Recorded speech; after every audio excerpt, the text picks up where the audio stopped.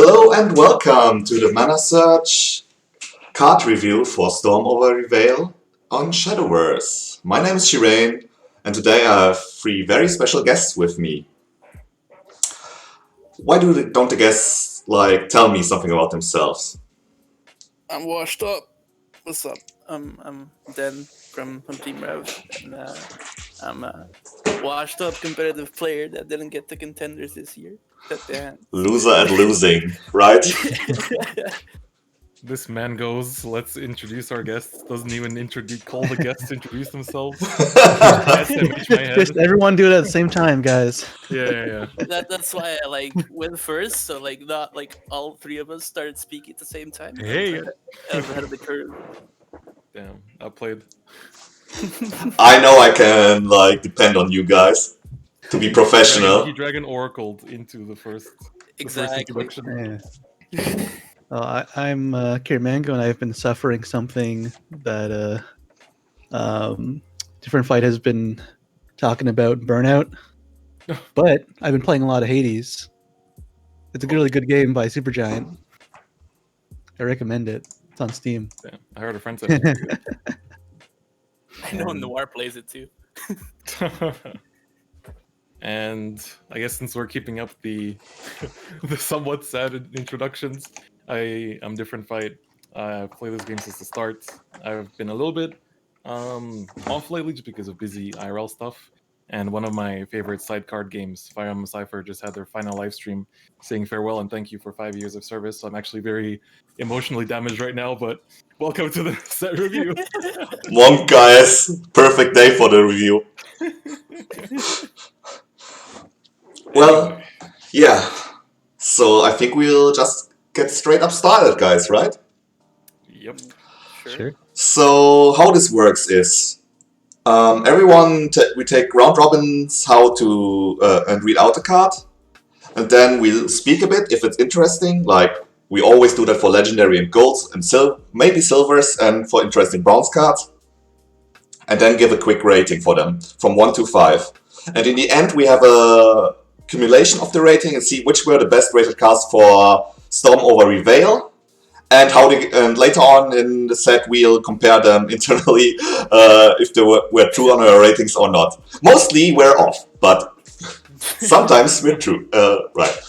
So the reason I invited Dan today is, by the way, because he will talk Haven to shit again, and I will hype it up. And whenever that happens, Haven is amazing. So Let's go. Let's go. Starting off with the new keyword, it's maneuver. Guys, tell us something about maneuver. They're cars. They go burr. Bahamut can't drive cars. So. That is true. That is true indeed. Maneuver is a keyword. Followers with maneuver can't attack. But if an allied follower that meets the specific conditions come into play, it will temporarily leave the area, allowing the follower with maneuver to attack. The follower that left the area does not count as having left the play, nor do your shadows increase. When the follower being maneuvered leaves play, the follower that was controlling it returns to play. Take note that this does not trigger effects that activate when it comes into play. Additionally, when the follower with maneuver is transformed or has its effect removed, the controlling follower does not return to play. So it's quite literally just you jam one of your followers into a car. Yes. Yeah, pretty much. Or train. Yeah. Initial D. Yeah. It's just multi-track racing on the Shadowverse board. Card games on motorcycles. That's correct. So, getting on with our first card. First off, there are 3 new neutral mechanics that come into the game, and we need to explain them. Chris, why don't you do me the honor and read out what Dutiful Steed does? Right, so Dutiful Steed, a 1-drop amulet, neutral. So during your turn, when an allied follower comes into play, give it +1/+1 and banish this amulet. So a quick pop in stats and goodbye. Correct. Then, the Bullet Bike. The bullet bike.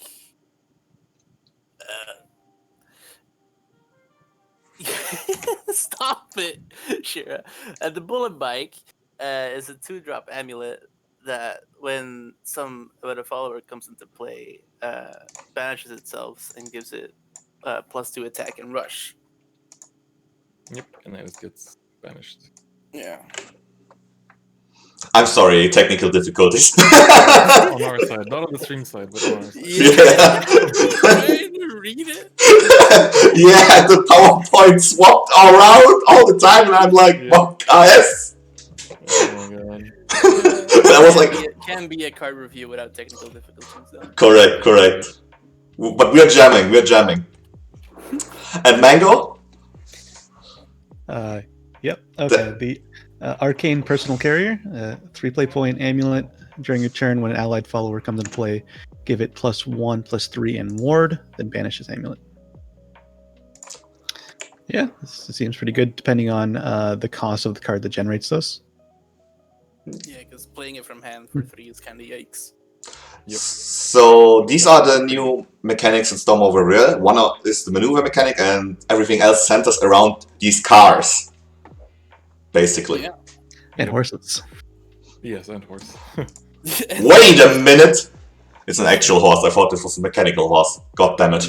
It's an actual steed. We're way past you, Rebellion Shira. Okay. Good. Moving on to Forest. Any Forest mains in chat?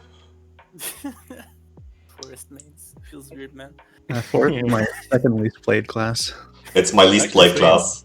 It's my second least. I Damn, let's think go. it's my second least too, actually. Let's go.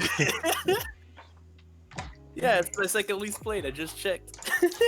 It's my least played. I know by heart which one is least played. Oh, mine's Haven. Literally 0 ranked wins. Yikes. You're breaking my heart. Okay.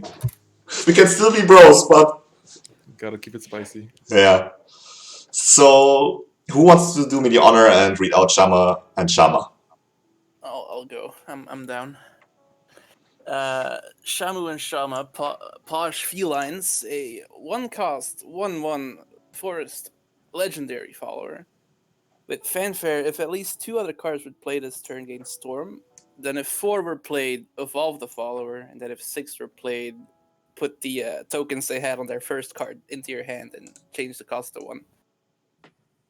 And their tokens are the 3 cost? Deal 2, heal 2? It's 2, I think. Oh, it's 2 cost. Okay. Two there we cost. Yeah, and then the Shama's Gaze is like give minus attack until the end of the next turn, equal to your hand size. So, I mean, it's a storm card, right? It goes Yeah, face. those are always good.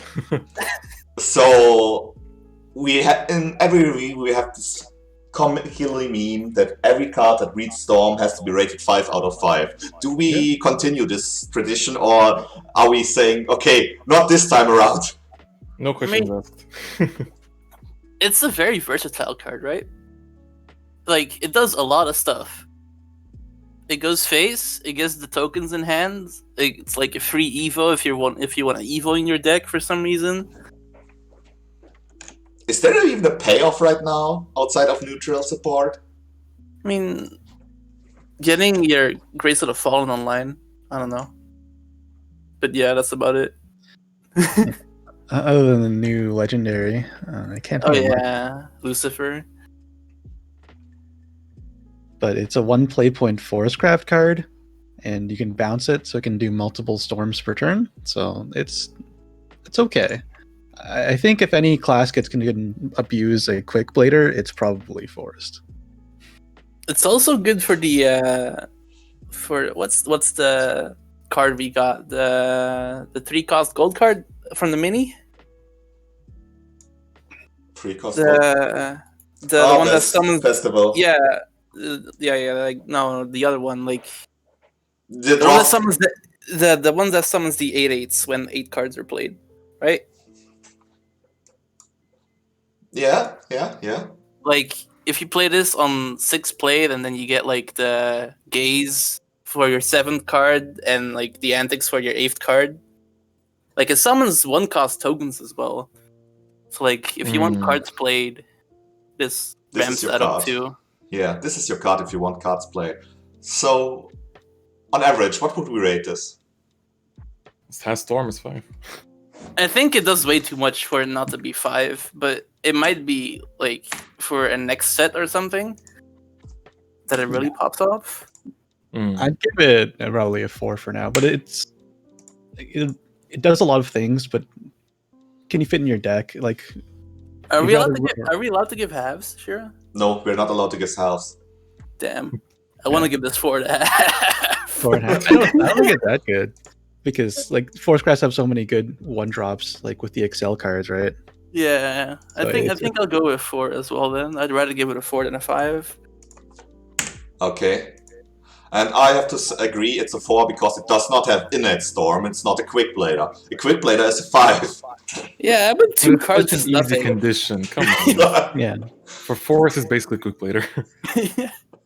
Not on turn 1. I beg to differ. Yeah. Well, close enough. Moving on to the other forest legendary. Luxus, Homestead Pioneer. Right. I'll take this one. So Loxus, the man with the gun and the flowers. He has Ward. He's a 5-drop, 5/4. During your turn, whenever an amulet comes into play, recover 1 play point. And during your turn, whenever an allied amulet leaves play, randomly summon a Dutiful Steed, Bullet Bike, or Arcane Personal Carrier, so the ones we just looked at. Each of these amulets can be summoned only once per turn with this effect. So you saw the amulets before. That's how you supply them to the board with this fellow. So, yeah. And then, do we have any other effects with him on Evo? I don't Nope. think so. No. We don't. So, just summons, good stats, recover, PP recovery, and I feel like it's a solid card. Yeah. The problem I have with the card is that Forest doesn't really have much payoff for it. Like it has some, but like it's not Rune where you actively want to like do like these cycles of putting them in play and getting them out of play for your other cards. I feel like it's Yeah, I good feel like stats, maybe it's- but like I don't know. Good stats in Shadowverse often isn't enough. Yeah, that's true. You need the effect to be enough for it, basically. Yeah. I mean, this lets you play cards, multiple cards per turn, which I like. But the problem is that your board can only carry so many amulets and minions.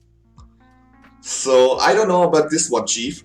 I saw it in action already, but Best case scenario is like you have 4 things in play, you play him, you get like all your play points back, and you summon 3 more things, and then you play a follower to like get those things out of play, right? yeah.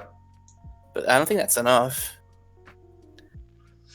There's probably some shenanigans you can do with the 1-drop legendary and bouncing it and playing like trees or something, the great trees.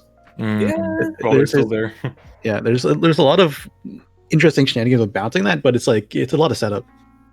Mm-hmm. If you save up some 0 play point trees and just Yeah, that could be kind of you can go off pretty hard, but it requires setup. I also don't think this card is shining right now. So let's rate it, I guess. Nothing more to be said. I think it's like a 3, right? I agree with 3. Yeah, 3 is okay. Yeah. Like I don't want to put him in a dumpster.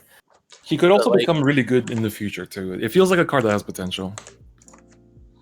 I don't think he's gonna get much better than this. He already has a lot of amulets added with this set. We're gonna lose amulets as well. True. Bye trees. Burden's going out. I'm looking forward to 0-cost Forest Amulet in the next set. Thank you, Sun Games. Please, no. Nothing's work off for Forest, please. Yeah. Moving on. Wait, what did you rate it, Shira? You didn't 3. say 3. Yeah. Okay. 3 across the board, so it's a 3 total. I missed it. All right, I guess I'll read this one. Giant Pastures, 6 play point 5/6 with Accelerate 1, summon a Dutiful Steed, and Fanfare, summon Arcane Personal Carrier and a Bullet Bike, deal X damage to all enemy followers, X equals the number of allied amulets in play. Alright. Easy 5-star. Axel's broken. Easy 5-star. Great, same as unevolved. So just gets normal Evo stats. Do you think the Excel is broken? Yes. It's really nice, yeah.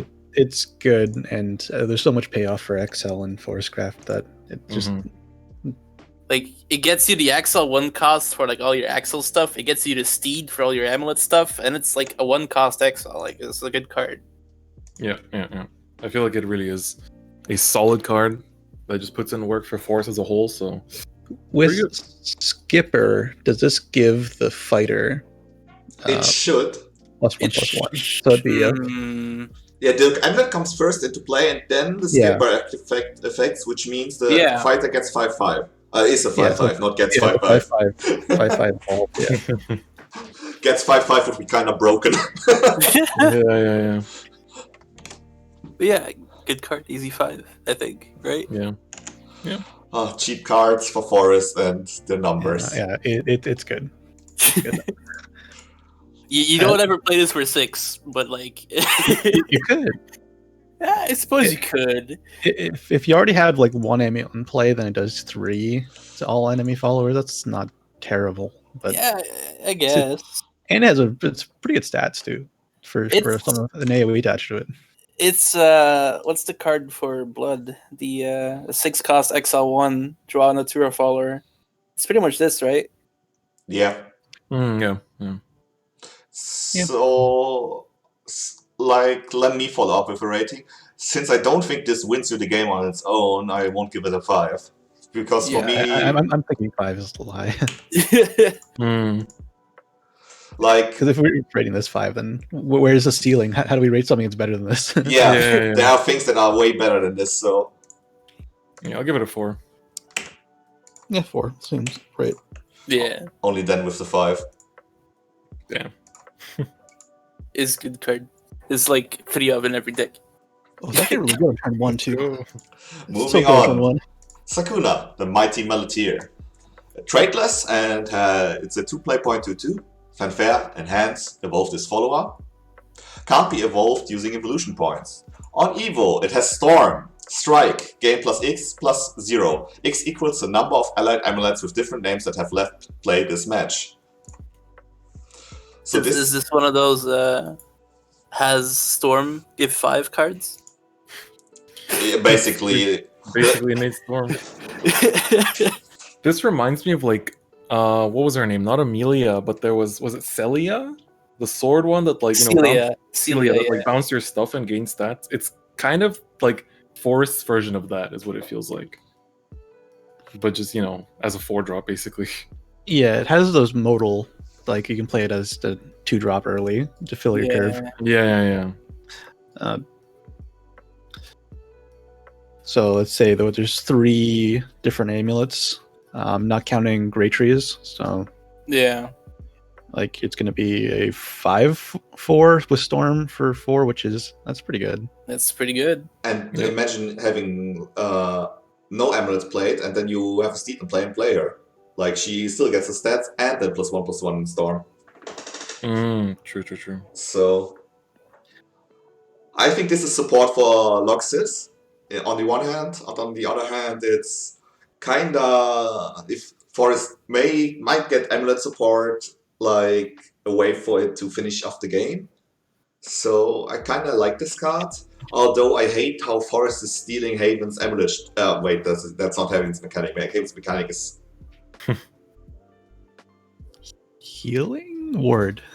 No, I was just being silent because Haven has no mechanic. Because What's every sword is playing on curve. Yeah. Isn't Haven playing on curve? Oh wait, no, it's not anymore. Yeah. About what you were saying earlier, if you like play it on top of an amulet already, since it's a strike, not like a fanfare, you'll still get the +X attack. So if you had a Steed in play, you give +1/+1, and then another +1 attack when it attacks. True. True. She only gains it on strike. Yeah. Which also means if it somehow sticks, she gains it again. Yeah. It's like Sticks like a Kage. Card sticking in Shadowverse or Mega. Oh yeah, somehow. I mean, sometimes they do. You never know.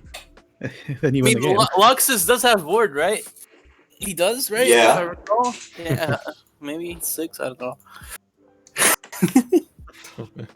Quick and dirty rating, guys. This is one of those I want to give 5, but then maybe I want to It- reserve 5 there- for other stuff. It requires setup. It's not just really amazing by itself. Yeah. I'd say it's a 4. It's it's a really good payoff for the archetype. I'd give it a 4. Yeah. Mm. So normally, since it says Storm on its own, I would say 4, but the Storm is so I would rate it 5, but since it's so conditional, it's a 4. The storm is only on enhanced. You can Yeah. just write it off that way. Okay, moving on to our first silver of the expansion. Ooh, that's me again. Carmine, Breaker of Smiles. That's a cute name. 5 cost, 5/5 for a silver follower.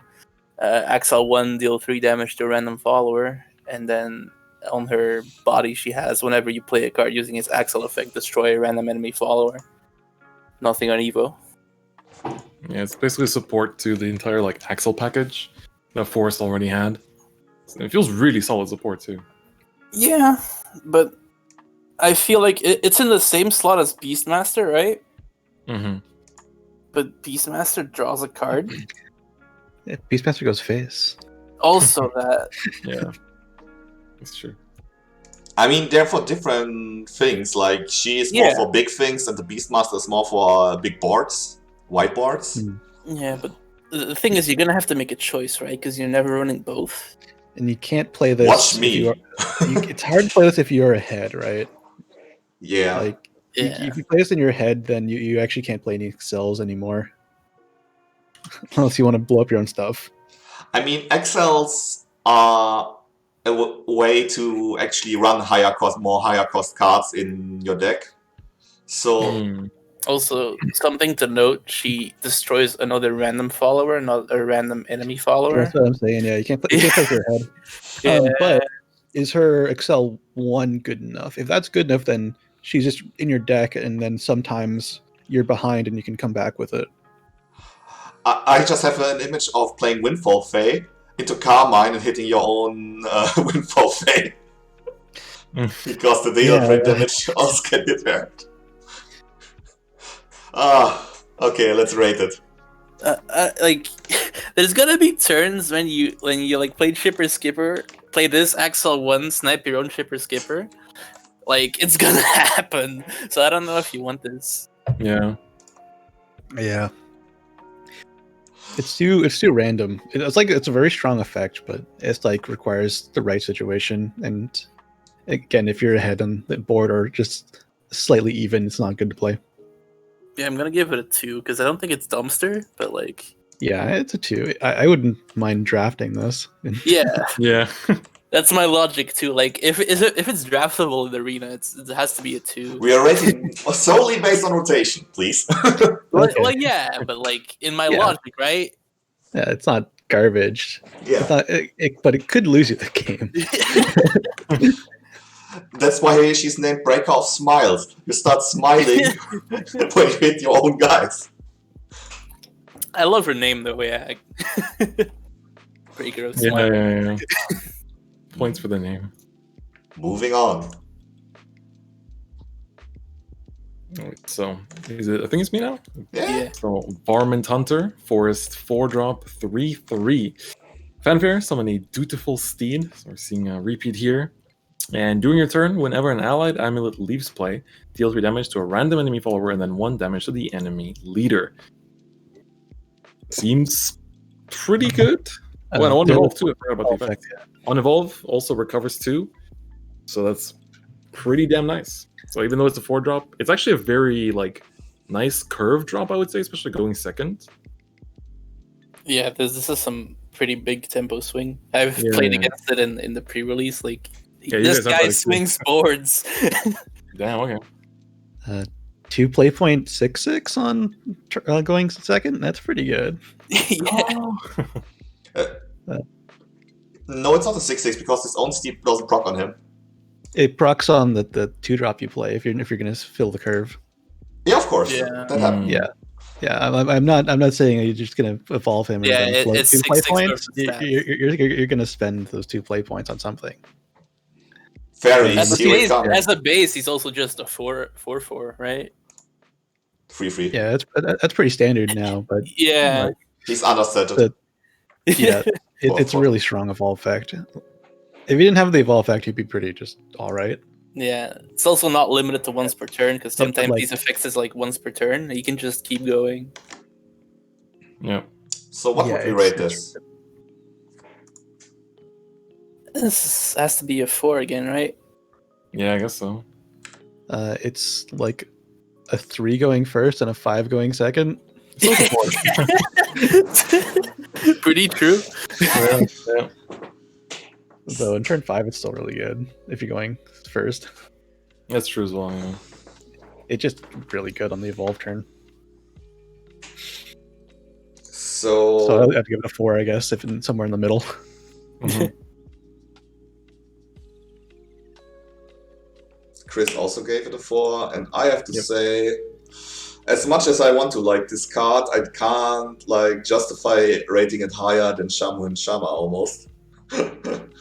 So I give it a 3. That's fine. Like it's somewhere there. Here's the dream. You go Varmint Hunter, Evo, Excel, Pastures, play Shama.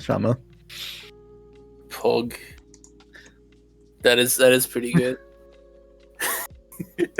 Varmint Hunter excels the what's her name? Smiles something? Breaker of Breaker Smiles? Smiles. Oh gosh, Well, kill your own Varmint Hunter. you will not be smiling around her. Yeah, which like that kind of swing is really strong because you're gonna get plus. But would both seed activate? Right. Like if you have multiple vehicles on the board, They would. Yeah, they do. But yeah, it should be a 3/3 storm, and you do 3 damage to the random enemy follower. It's a lot of cool things you can do on that turn. It's just Yeah. again, it's another payoff for the effect, and it's just really good by itself. Let's The, move on. the thing that breaks it is like the recovered 2 play points, I think. Yeah, it's so good. The evolve effect. Yeah. And When I first saw it on pre-release, I'm like, wait, he gains you play points? It's fully Yeah. statted. What? it's not fully sad. It's a 3/3. Do us the honor, Mango. All right, Corrosive Thorns, 2 play point spell. Summon a fairy if at least 2 other cards were played this turn. Summon 2 instead. Give all allied fairies clash. Deal 1 damage to the enemy follower. It's pretty much a worse version of Brambles, but like Bramble's such a good card, it's okay to have a worse version of it. Yeah. That's fair. Imagine your fairies trading upwards. I don't know why we're playing fairies though. Yeah, but there is payoffs for fairies, but are like is good enough. Amateus sends his regards. Oh, he rotates next set. Hallelujah. Goodbye, 3 more old months. man. Yeah. Speaking of goodbye, old man, I like how like the elf queen or whatever she is, she's like killing Indiana Jones in the art. Man. Okay, moving on. Wait, we gotta read. Oh, we wait, gotta wait, wait Hold on, Shira. I would give it a 3 for now. It's okay. Let's say the worst case scenario, you have 1 fairy and it just gives a clash, so it's just a 1/1 with deal 1 damage. So it's pretty bad, but that's worst case scenario. When the host gets reprimanded by his guests. The worst case scenario is you just play a 2-cost 1/1. Yeah, that's what I mean. It gives clash. It still gets clash because it is Oh a yeah, fairy. it's not Yeah, conditional. it's always gonna have the clash. So that's worst case scenario. Okay. Yeah, this is fine, I guess. It's one of those cards that's gonna be added to the Gems of Fortune, right? Yeah. Gets on turn 2. I'm rating it a 3 too, because I think it's a definition of it's good, a bit above average. So I'll agree, yeah. I'll agree with that. It's an okay card, yeah. Yeah. Pretty sounds about right. yeah, okay. Not every card can be a powerhouse. Yep, unfortunately. Speaking of, this is Mango. Do do us the honor? Wow. All right, Lookout Elf, 3 play point, 3/3. Fanfare, put a fairy in your hand. In hand 6, put 2 in your hand instead. Gain +2/+2 and recover 2 play points. She's cute. Yeah, she's 3 cute. play point, 3/3. Get a fairy in hand. That's okay. Amata supports Pog. Yeah. Again, if we had a really solid payoff for fairies, then it'd be fine for because it's a pretty strong curve card. And right now, curve is really important. Yep. Anime expansion incoming. The thing is, like, even Amata's now active is not even that wow. Mm-hmm. Like, Amata doesn't win the game. That's true. These are the days. Welcome to Modern Shadowverse. Okay, the ratings. 2. 2, yeah, that's fine. I almost want to give it a 1, but I guess 2 is It's fine. a 3 play point, 3/3 that gives you a fairy. It's like I don't think it's bad. It's Yeah. also a 4 play point 5/5. Yeah, I guess 2 for average. I'll give 2 for average.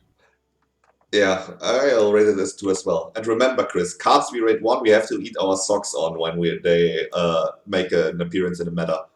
That's okay. I'll shoot them in my chat.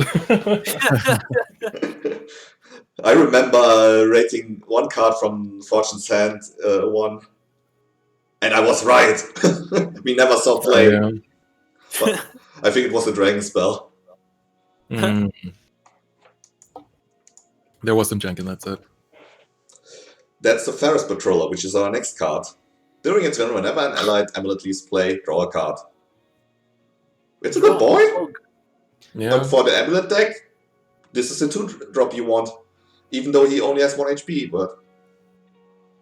It's 3/1. I mean, it's one of those cards that, like, if they let him stick, it's not just the damage that he has on him, but it's just like the effect is so nice. So it's like... Turn 1, exile the gold guy. Turn 2, Forest Patroller. You cycle the gold guy, basically. Exactly. You have a 4/2 on board. 4/2 right? So Yeah. And That's draw. really nice. So I like this card.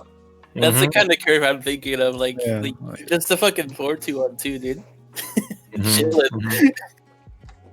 4/2 and 2, I have PTSD from Pain Blood. So, quick and dirty rating. Not much to say about him. Against Yeah. most stats on Evo. Probably a 4. Yeah, I'd say 4 as well. Like, I want to give it a 3, but it draws cards, and it can draw so many cards. it can draw a lot of cards. It's like a single card engine that just like draws you half your deck, you know? It's pretty nice. It reminds me of the Mechana. Yeah, Rivayle I was gonna card. say, yeah. Except that if you play that card, it also refreshes your play point, which was definitely fair. Mm. Okay. Never forget. Mango also 4, I guess. I want to say 3, but it's going to be scenarios where it's going to be a 4. But let's see how many scenarios it's going to be a 4 where compared to it's going to be a 3. I think it's probably a 3. I'm agreeing. I'm glad I'm not the contrarian here. Nice. For me, a 4 has to be accelerating towards your game plan harder than just drawing you a card or drawing you multiples. Drawing cards is good, though. I like drawing cards. Everyone likes drawing cards. Next on. I'll take the Cactus Boy. Cactus Cowboy is a 1-cost 1/1 forest bronze with rush. Last words: summon a dutiful steed. Yeah. I just love the art. It's such a good 1-drop. It's so good. Like, Yeah. it's like a 1 play point 2/2. It's amazing 1-drop, and the art is amazing. So I think for me that pushes it to 5. Okay, Chris is a 5. Then? I'm giving it a 5. It's Cactus Cowboy. You gotta know when the sheriff's in town. You gotta respect him. I feel like it's about on the same level as the Patroller, but maybe a bit better. So I'm gonna keep it a 4 as well. Yeah, I think it's a 4. And again, with the 1 play point, the legendary, you can combo pretty well with another 1 play point. Yeah. Like this. So, I have an iron rule for 1-drops. If they have an effect and are better than Goblin, I'll rate them a 5. And since it's a better than Goblin card, I rate it a 5. Go. Mana Search versus Ref Disclosure. It actually dies to Goblin. Goblin sticks around, so Wow. But technically the one effects- plus one attack, but it's delayed. Hmm. There is times where Goblin actually gets a better tempo than this, but again, it doesn't scale in late game like this card does. Let's Yeah. be real. Would you rather have a Cactus Cowboy in your deck and be like, hee-haw? Or would you rather have a Goblin in your deck and be like, Imono Haken? If you actually heard this guy's voice lines, they're scary as hell. Yeah. I will have nightmares from these. Yeah, it's good. I'll give it a 4. Yeah, Maybe moving a on. 5 if it was a 1-2.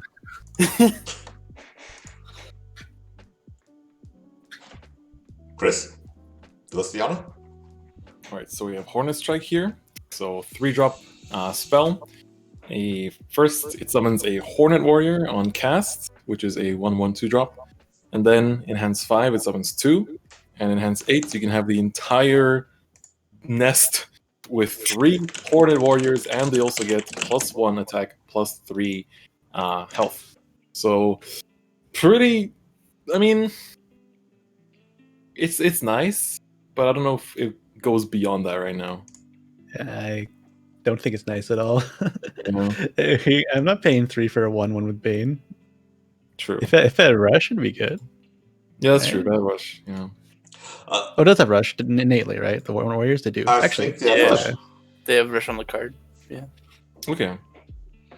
Babs, Pepper Hans. Yes. Rest Yeah, in peace, Bobs.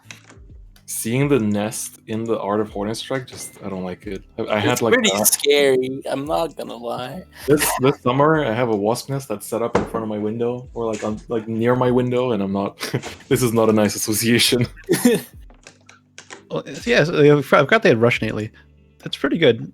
Like, you have that Shadow card that cost, I think it was 8 and made 2 ghosts and gave him Bane. Mm. Oh yeah, like Poltergeist. Yeah. Yeah, this is Power Crab Way better. Poltergeist. Yes, it's Power Crab. Much better. Yeah. Just the wrong class, I guess. So, quick and dirty rating for a bronze. It's one of those cards that might see play in a deck in the future. I feel like I'm gonna give it a 3, but like it Yeah, might be 3. 4 in some like future control deck. Who knows? It's a very good control card because Yeah, I'll give it a it scales super hard. Damn, I have to be contrarian again. I'm on a 2 level here. Really? I think it's... I can't, in my head, fit this in any current or future deck right now. I mean, it's a 3 cost to destroy something, a 5 cost to destroy 2 things, and then an 8 cost to destroy 3 things. Maybe something sticks around. I mean, Wartail sends his regards. As an example. Let's move on, Yeah. though. It's not broken, but like Yeah, I don't want to delay too much on bronze cards. Yeah, mostly. that's Yeah. fine. Mango, do us the honor, do the poster shield of the expansion. Bonnie and Baron, Spectre Duo, 5 play point 5/5, accelerate 1, put Desperado's Shot into your hand. It says Rush, follower strike, destroy enemy follower before it can deal any damage return. And last words at the start of your next turn, summon Val, Trusty, Getaway Car. So there's 2 extra cards on this. Vroom, vroom. Yeah, okay. So Desperado Shot, deal 3 damage to enemy follower. Then if you have at least 1 evolution point, use 1 evolution point and deal 3 damage to a random enemy follower at the start of your next turn. And at the start of your turn, summon Val, Trusty Getaway Car. And this is our first maneuver card, actually. It has maneuver. Followers originally cost 5 play points, at least 5 play points, and storm, strike, randomly activate 2 of the following effects. Draw a card, deal 2 damage to enemy later, deal 3 damage to a random enemy follower, or restore 4 defense to your leader. This card is bloated with effects. There's Yeah, so much that's a going on. lot of stuff on one card. Yeah, so The I guess Yu-Gi-Oh card, I love it. we'll start with the Excel, I guess. Yeah. So, Desperate Shot. So many effects. Sometimes you don't want to eat up your evolve. Yeah, it's like the portal card, right? Mm-hmm. From Alter Sphere Yeah, back in the day. I don't know what you mean. How we dubbed her Booty and what was her name? I have her animated. Hold on, I can pull it right up. Sure, can you go back to the spell quickly? Sure. Thing, bro. Nice. Sylvia Yes. Sylvia the Condemner. But you do get a 4/4 for the evolution point, right? Yeah, Yeah, you get a lot of value out of it. So I feel like it's Storm as well, because you're probably going to carve it into a 5-drop or more. If you're playing Sword, there's just so many options to fill the car up. yeah. I feel like you have, I don't know, you also have so many free evos in this, just in this entire class these days, that like you can kind of get away with losing that evo point too. It doesn't hurt that much. Yeah. And yeah, so like the Desperado's shot is good. Bunny and Baron themselves are, nice body, for a 5-drop, and then the car is just, I don't know. This is literally as bloated as Nirvana Paladin in Yu-Gi-Oh. It's so much going on. So what I like about this card is that it's an officer. It doesn't That's dilute. true. It doesn't dilute your pool. Mm. That Amelia Galley will is. whoop. are you ready for Amelia and then this? Oh my god, that's dirty. Let's go. Done. You can't do there's some shenanigans you can't do. So you can't actually just trade them off and then get the car and then play another 5-drop immediately to fill up the car, because you can destroy whatever attacks. But I mean, again, that scales super hard in late game, destroying anything and with follower strike. On turn 5, it's good, but like late game, it's really, really good. It's like turn 8 or something. The thing I hate about it is that it's 5 costs, right? And like on 5 you want to Evo Amelia in like almost every case. Yeah, but then again, you don't pull that with Geld, so I don't see a reason to not include this at least as a 1 or 2 off, as a removal spell. B, Smorg. C. Mhm. Yeah, it's too bloated to not see play. That's for sure. Yeah. You get a 4/4 just by having it. It's a 5/5 and you get a 4/4. As long as you can use a maneuver on it, but like that's not a problem. Yeah. So I'm gonna go ahead and say that's the first easy 5 for me. Yes. I think I- there's too much going on to not give it a 5. What's funny about the car is that even if no one's driving it, it still deals damage back when it gets attacked. Are you ready for the initial D memes coming in Shadowverse Reddit? I'm very ready. Yeah, I'm gonna give it a 5 as well. It's just cards. 5 play 1/5/5. I'm gonna give it a 5. Okay, coming to one of my waifus these sets, not the Cursed Queen. Fanfare, put the Tyrant's Order into your hand, and hand 6. Summon 2 enemy Nuts henchmen that involve this follower. On evolve, she says to deal 3 damage to a random enemy follower. She's a 4 play point commander. The Tyrant's Order says, select 3 enemy cards in play and destroy all other enemy followers in play. So, important, 3 enemy cards, that means amulets too, can be selected, that are sticky on the board. And Tyrant's Order costs 0, which is also important. So... I cannot believe that you didn't let me say any of these sword legendaries, I swear to God. I am sorry! We can't be friends, Shira. You can have my Haven cards! I don't care for your Haven cards. He doesn't want them. Dude, trash. I don't care. Oh, I'm sorry, Chris! Oh god, I'm getting unmodded in this stream. Your blade has been stripped. No, It's good against Haven. She's so damn good. Like also in this same set, we'll get to it at the very end, but we have things that can't be targeted, and the Tyrant's Order doesn't target something to destroy, it targets other things to destroy the things it didn't target. So that's also pretty nice. Yeah, but the cards doesn't have 4 to 5 cards in play, so you can play around it. Yeah, you can. But I mean, an Evo Sword, that card is definitely going to be sticking on a wide board usually. So I feel like, I don't know. From what I've seen, at least, from like some of the gameplay, a lot of people play, spoiler, Lucifer, with a pretty full board in Evo Sword. So it's like, you can kind of get around good. that at least. It's good in the mirror. Yeah. But she's really good. Removal tools is like always welcome in Sword, I guess, right? And I love how I just wanted to say she's basically enhanced 6, raise your Evo count by 2, raise your rally count by 3.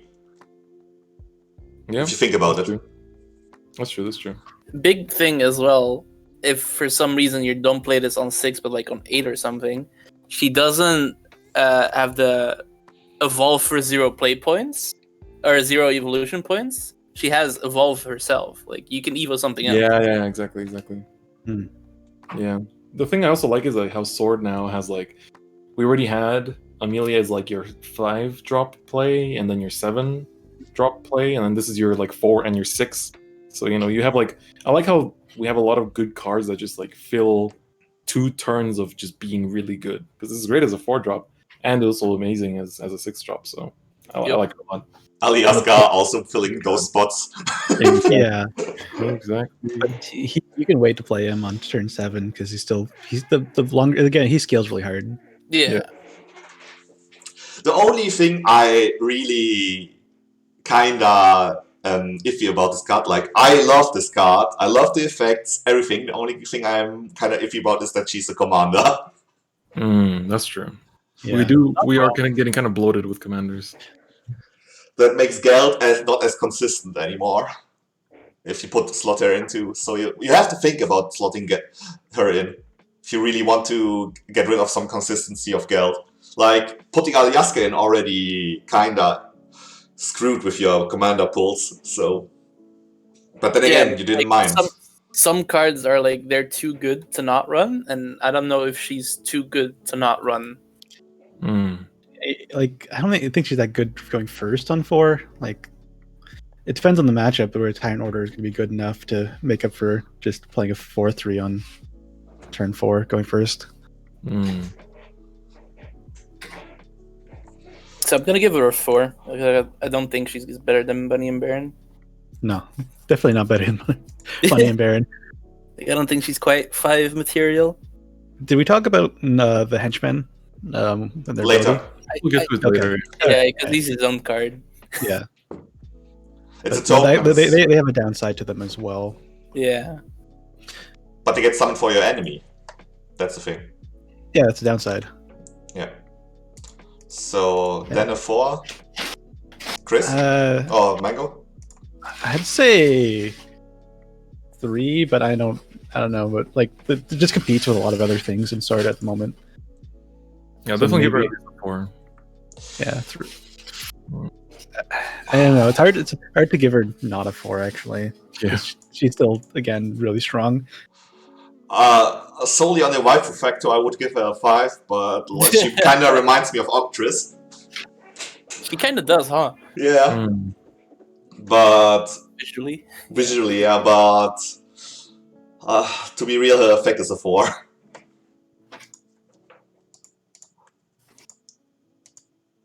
Okay. When you have Reinhardt. So, Reinhardt the Deathless. 5 drop gold, 5/5. Commander again. Fanfare. If allied followers have evolved at least 3 times this match, aka if you've breathed oxygen this day, evolve this follower. Whenever this follower takes damage, if it's not destroyed, gain 1/1 and fully restore its defense up to 10 times per turn. Evolves. Whenever this follower takes damage, as literally the same effect, right? Yeah, it's literally the same. Yeah, I thought there was maybe one change, but never mind. It doesn't gain any stats on Evo, which is something you don't. But I mean, it gains stats from not dying. Basically, It heals you when it evolves. Yeah. Yeah. Oh yeah, it does heal leaders. That is a difference, right? I That's figured it was something different. Yeah. Like I think like thematically, it's a really cool card. Again, it's kind of hard to slot in. It's nice that we have like I mean, I would say this is a pretty nice 5-drop. It doesn't really add any like field advantage in that any sense, but it's kind of like Diamond Paladin in a way, but not really. It doesn't give you the huge tempo advantage that Yeah. it gives you, but it does heal you. So maybe run a one of if for certain matchups where healing is Yeah. important. The thing I don't like about him is he's a 5/5 rush, right? Hmm. Pretty much. You know what also a 5/5 rush? Bunny and Baron. Hmm. Right? Like almost in every scenario you want to play Bunny and Baron over this guy. Almost every scenario. Like if you're like dying, maybe you want to heal. But I think it's worth the world though. If you're running like heal cards on curve, you can't replace the world with this. no. Yeah. I think maybe once world rotates, maybe. That's like a while. Yes, that's Here. Yeah. So, and then again, there is a certain thing I dislike about this card. It says Commander. also true. Like, if I have the choice, if I would bloat my deck with more commanders between Reinhardt and Nutnot, it's clear who I'm going to choose. Yep. Yeah, it's too bad. I really like his aesthetic. Mhm. Yeah. It I love probably these- won't be good for a Thematically, long I time. love how good it looks. Like there's so many good cards in Swordcraft, especially in that play point bracket. Sword mains be eaten. Mm-hmm. But- Yeah. I don't want to give him a 2, so I'm giving him a 3. I'll Yeah, give I'll give him a 3. He's not bad. He's not bad, but he gets outclassed by everything that breathes. It's Sword. Yeah. it's one of those really devastating take 2 cards. I'm sorry to bring it back up, but like you'd love to draft this in take 2. I actually lost against Reinhardt in Constructed. That was my only loss with my Haven deck that I posted today on Twitter. Because I had the new Tenko on board and pinged him twice. That was bad. Also, he single-handedly destroys shop. I just want to bring that up. That's true. Shop pings make him stronger. I'm pinging the guy. Oh, I'm healing for 2. I'm pinging the guy. Oh, I'm healing for 2. As resident shop mate, I have to bring that up. Then we skip you. Yep. Oh yeah, that's right. I did get skipped. I've been quiet for a bit. Graceful Maneuver. 3 cost spell. Give an allied follower strike, deal X damage to all enemy followers. X equals this follower's attack. Good spell. A little bit expensive. Good card. Yeah. It's a bit expensive. That's what the only Give it to Kagamitsu. He fucking clears the board. Like Yeah. But I love that my girl's Fencer is back. Master Rap. yeah, rapier. Yeah. Rapier Yeah. Master. It's been a while. It's really good with Kagemitsu, but Yeah. the Kagemitsu's like a broken card. He's just he's a good old man. Ah, I the trust- battlefield. Mighty old home. Brrr. I love how the interaction works because Kagamitsu's strike is on the card already. That strike activates first, and then this strike activates. That's right. Yeah. What would y'all give this? If it wasn't for Kagemitsu, I don't think it'd be. That good? It's kind of hard to play. You have to have something with Rush or Evo on the same turn. But I guess it's Sword, so Yeah. it's not hard. Like, I feel like this already power crept Decisive Strike Mm-hmm. from last. Yeah, I was thinking the same thing. Or like the set before. I don't know. It's like very recent. Like this is just already better Decisive Strike. Mm-hmm. Yep. I don't know if I can agree with this, but Say your thing, man. if it's a power crap Decisive Strike, they both have their own unique purposes. Yeah. Yeah, I wouldn't say that. It doesn't have the single target. Yeah, I guess. So But how many times did you play Decisive Strike as Yeah, the one boss? This is going to be C play, and Dice Drake's really not. So that's the big Yeah. difference. so it's like a 3, right? It's not good enough for a 4. Kagemitsu elevates this to a 3, in my opinion. Yeah, I agree with that. Yeah. The cost is also a little bit like, I don't know, I feel like this could break you sometimes.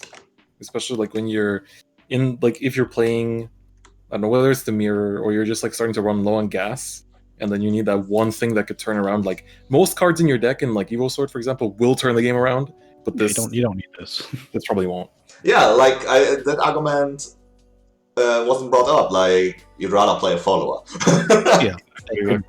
I was thinking that like on curve, you generally just want to play a follower. Most of your followers have Like, and if you have want followers. to, himself. if you want to play a spell, you want a spell that generates followers, like Stroke of Conviction or the 2 play points. I forgot the name.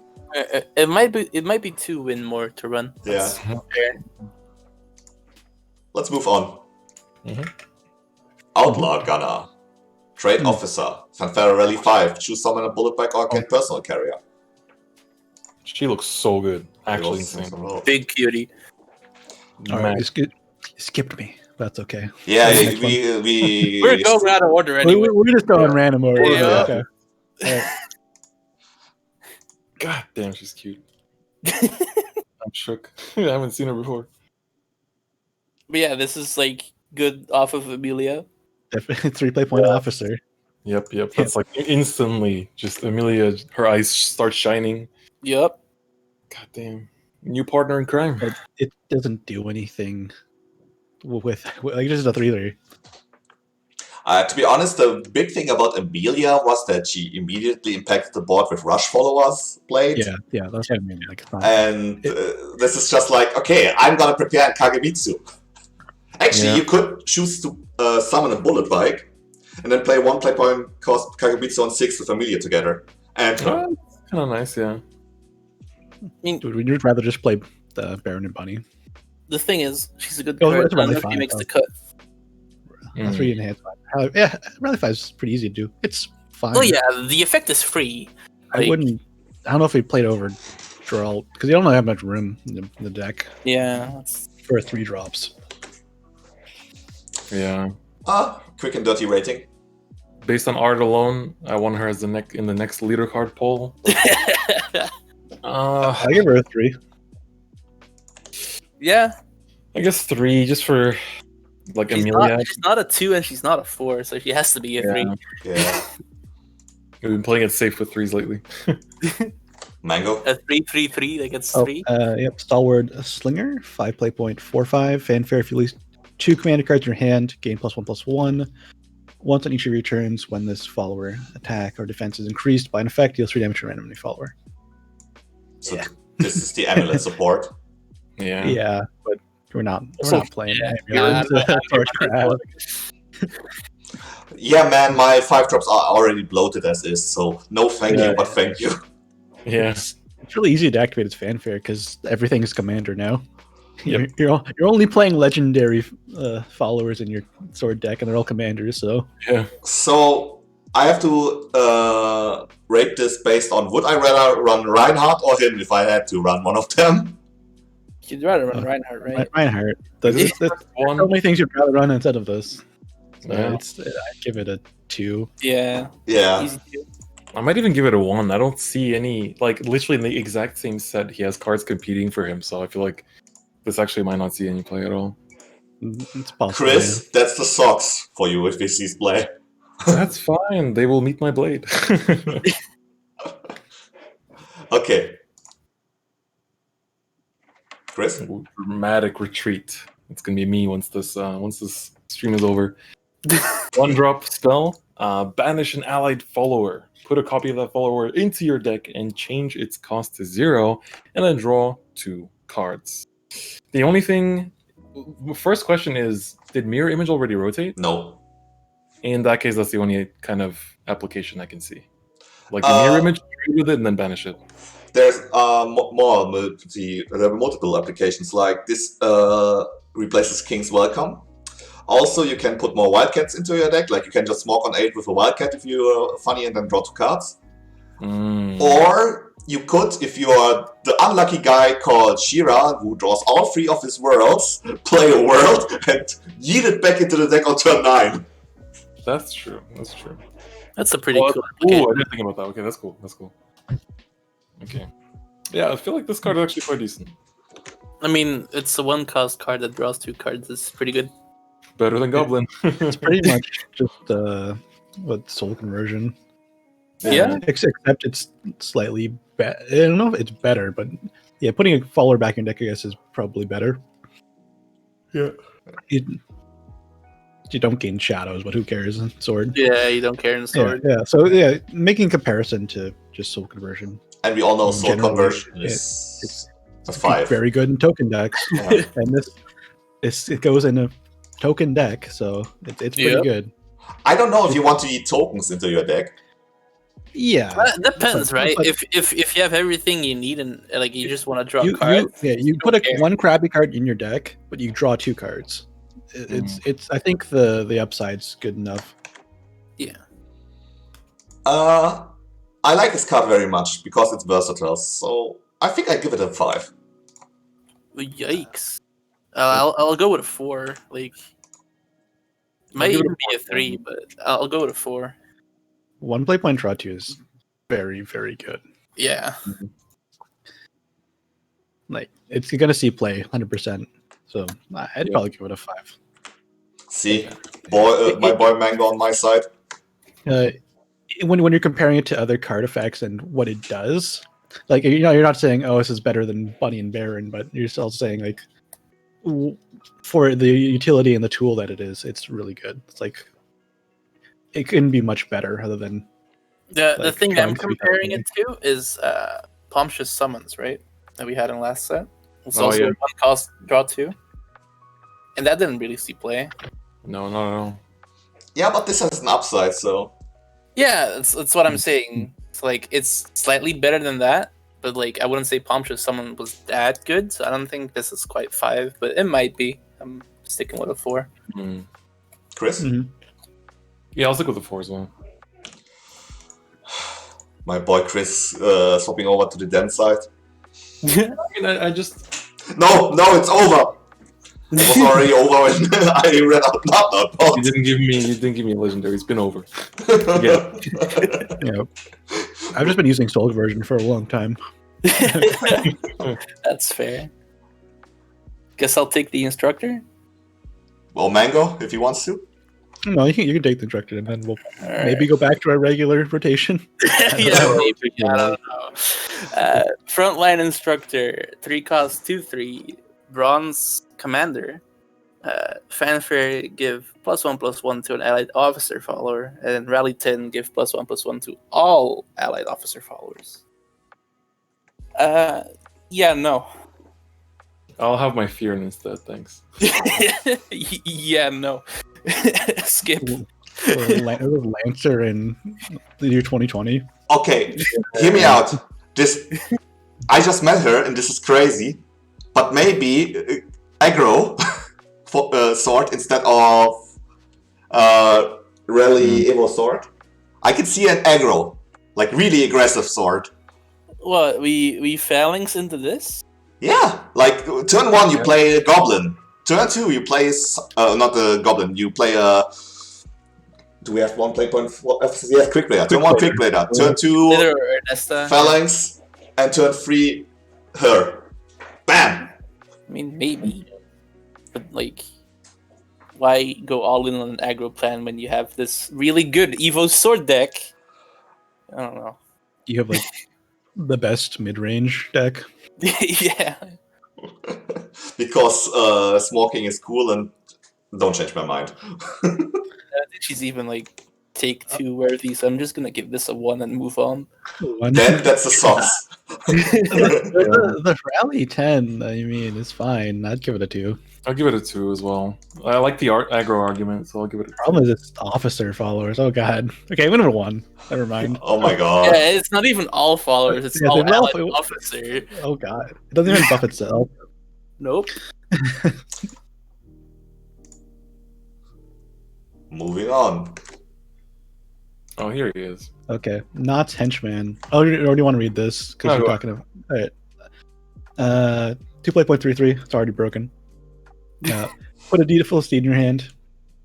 Last words. Summon enemy Steelclad Knight. That would just a 2/2, I believe. Yes. So you get the upside of having a 3/3 on turn 3, but you get the downside of opponent getting a 2/2. So Okay. Not I don't the want to card play you this. won. I don't want to play this card in the mirror, and I don't want to play this card against Shadow, who runs Fearin. Yeah. But off of the not great. Yeah. Who would you play against? Like, maybe Rune won't benefit as much from the 2/2. But again, the 2/2 always can trade. Haven doesn't benefit. Is also not benefiting if they are playing Griefer Haven. But if they're playing Griefer Haven, this card lands into the banished zone, so you're not getting the 2/2 either. Yeah, but like maybe it's Rune. Since they don't have anything you can trade your Kagemitsu into, you can actually give them something to trade the Kagemitsu into. But That's again, actually that's Paul. really situational. It's not. Does this go into your Smork plan, Shirayne? For aggro. I mean, yeah, I could see this for aggro, but Like this on 2, Instructor on 3, make a 4/4. It's so wrecked if you're going second though. that's disgusting. Or like if you're trying to play aggro and they just have a 2 play point removal for this, like do 3 damage, you're immediately way behind if you're playing aggro. Yeah. They tempoed you out so hard. I don't know. I don't want to give it a 1 because I don't think it's that bad, but I don't think it's that good either. So I'm just giving it You're only a gonna 2. see enough, not I think it's better than the Instructor, so I'm giving it 2. 2. I guess it's just like you just have the potential of blowing yourself out in the early game with it. Chris? So, I don't know. Yeah, like I said, I think not with her it's great. Otherwise, I'll give it a 2. Yeah, so straight 2 out of a band. Nice. Moving on to the cutest card of the set. Don't at me. We got Lewis. Shinobi Tanuki. Is Lewis in chat? Can we get some Lewis Poggers in the chat? He was. Played. Oh, there he is. There he is. Shinobi Tanuki. Trade officer. Ambush. It's a 1/1/1/1. A 1/1/1. So once on each of your turns. Whoopsie! When this follower's attack or defense is increased by an effect, gain a following effect. The next time this follower takes damage, reduce the damage to 0. It's cute, but that's about it. Yeah, thematically nice.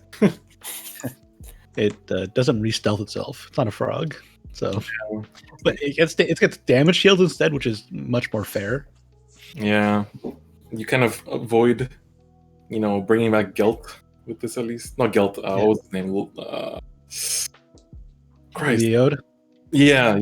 It's not a Leode. It's trying to pretend to be those cards. It's trying to pretend to be a frog or a Leode, but It's kind of in between. It's like more like, hey, I'm trying to be cute over here. I don't want to be this disgusting old man or Pepe the Frog. Yeah. If that kind of archetype comes back, then it would be okay to just slot in as an option early game. Like if you have a bunch of buff cards, you have nothing to buff, then it's okay. But like that's not an archetype right now. Mm. I don't think it'll ever be an archetype as long as the world is in the game. Yeah. I mean, you have to play for the OTK then. I suppose. But yeah. So Yeah, this is bronze filler. Well, it might be like slightly better than just filler. I don't know. It's better than the Shinobi Novice, or it's called. What's the one? That's just the one drop that just has ambush. Oh yeah. Oh yeah. That hurts. Black Iron's like a 1. So, it's I don't know. Give it a 2. It's not great. I'm sorry, Lewis. Or Lewis. It's really cute though. It is really cute. Yeah. I'll probably give it a 2 as well. Might be a 1. I don't know. It's somewhere there.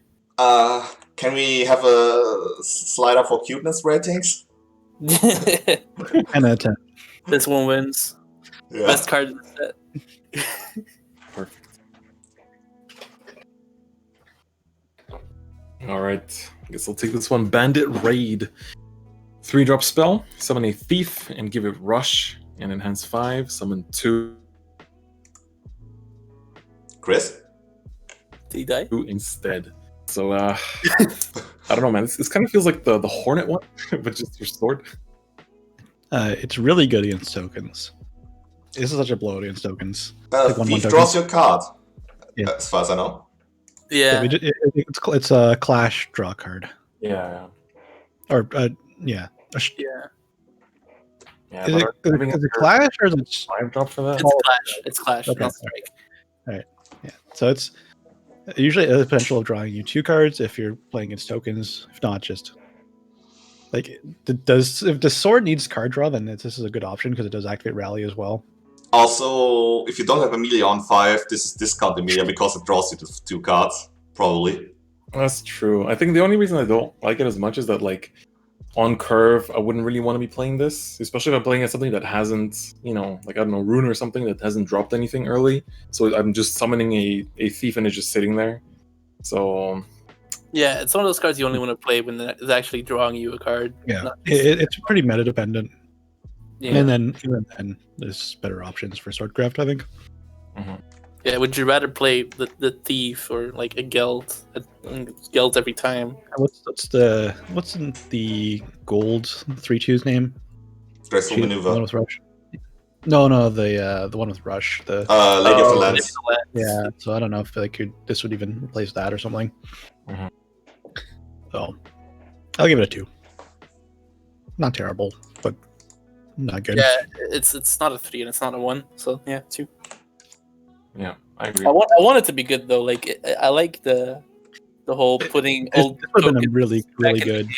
So, Like it would have been really like a few years ago, but it's not good. Chris, I'm so sorry, but could you do the next card too? Because you are the neighborhood hero. Damn, okay. I guess wow, damn, that's a nice title. Friendship restored. Alright, so we have Mazer, Neighborhood Hero, with the American spelling of neighborhood. During your turn, first 1 cost, 1/2 drop. During your turn, whenever an allied amulet leaves play, put a rapid fire into your hand. Now, what is that rapid fire? Oh, first we're going to look at the evolve, okay. So 3/4 on evolve. Put a rapid fire into your hand. Subtract 1 from the cost of all rapid fires in your hand. So rapid fire is normally a 2-cost spell. And it says, deal 3 damage to an enemy follower. Then, if you have played at least 3 other rapid fires, we're seeing a pattern here, Rune. Deal 2 damage to the enemy leader. We're really seeing a pattern here, Rune. Man, first the Rooney, now this. I feel like we're gonna Burn. Wow. Remember Piercing Rune? Ooh. This is Piercing Rune on crack. Yeah. Damn, it's been a while since I've heard that name. Truly showed up to the Wild West. Yeah, it's again but you have the blood card that dealt 3 damage, gave +2 attack. Mm-hmm. So I compared that a lot to the better Piercing Rune. This definitely does the damage immediately, which is better. You don't need a storm card in your hand, so It's a 1-drop, man. That's like the craziest part. It's a goblin. It's a goblin. It's a goblin for Runecraft. Goblin guns. You don't want to play it as a goblin, but Yeah. Aggro Rune, let's go.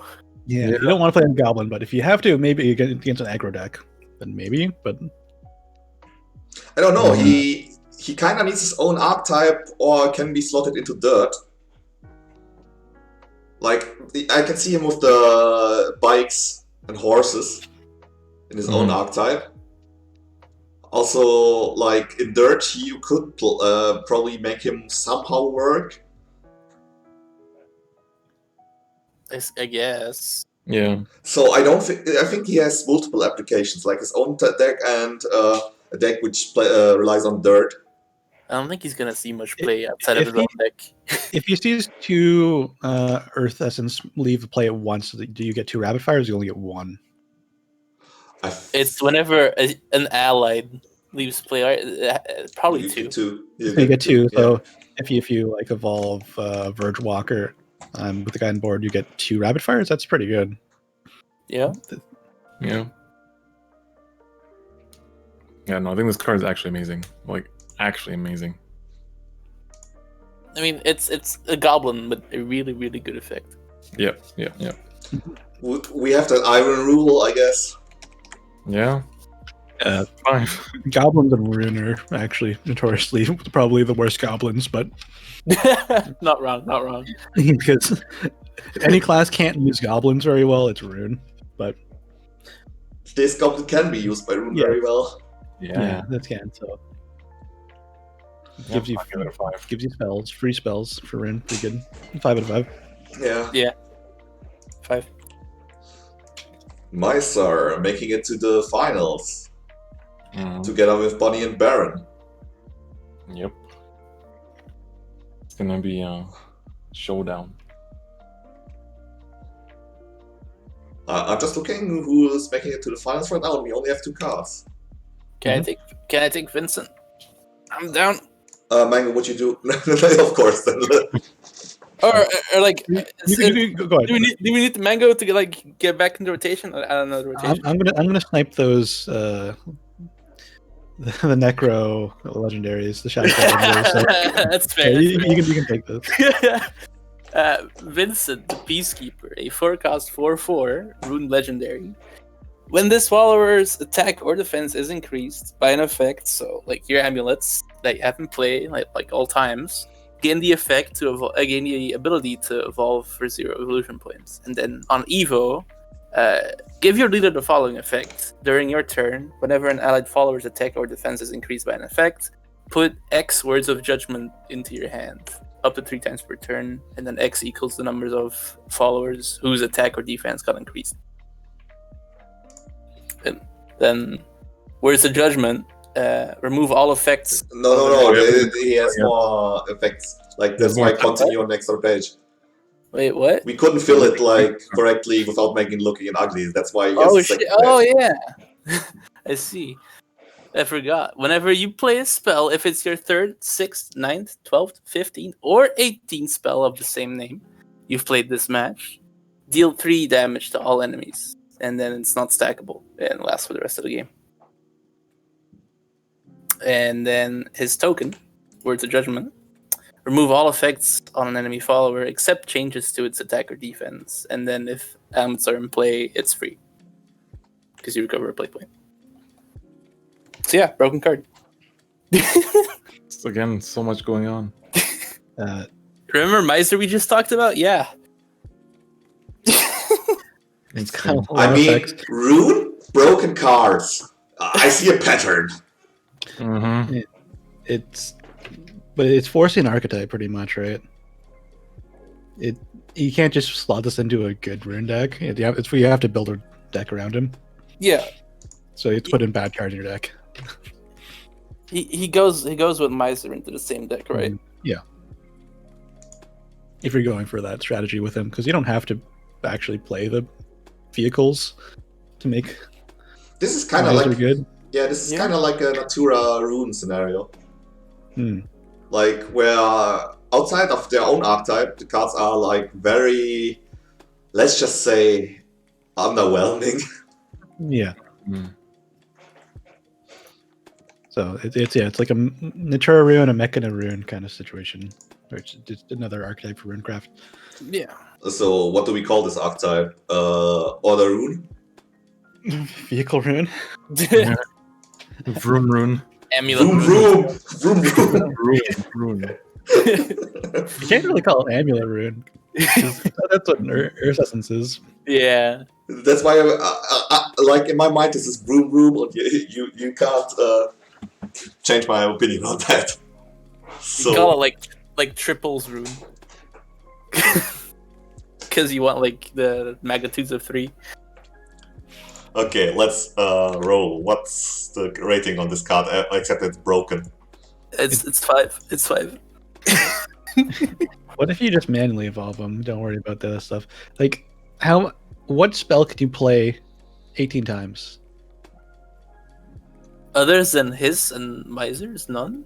Yeah. Is there even a spell that you get back outside of Holy Lion Crystal? Lightning Blast, but that's long gone. Yeah. Unlimited lightning blast. 18 Words times of in the game's not judgment. over. Yeah, exactly. Okay, next card.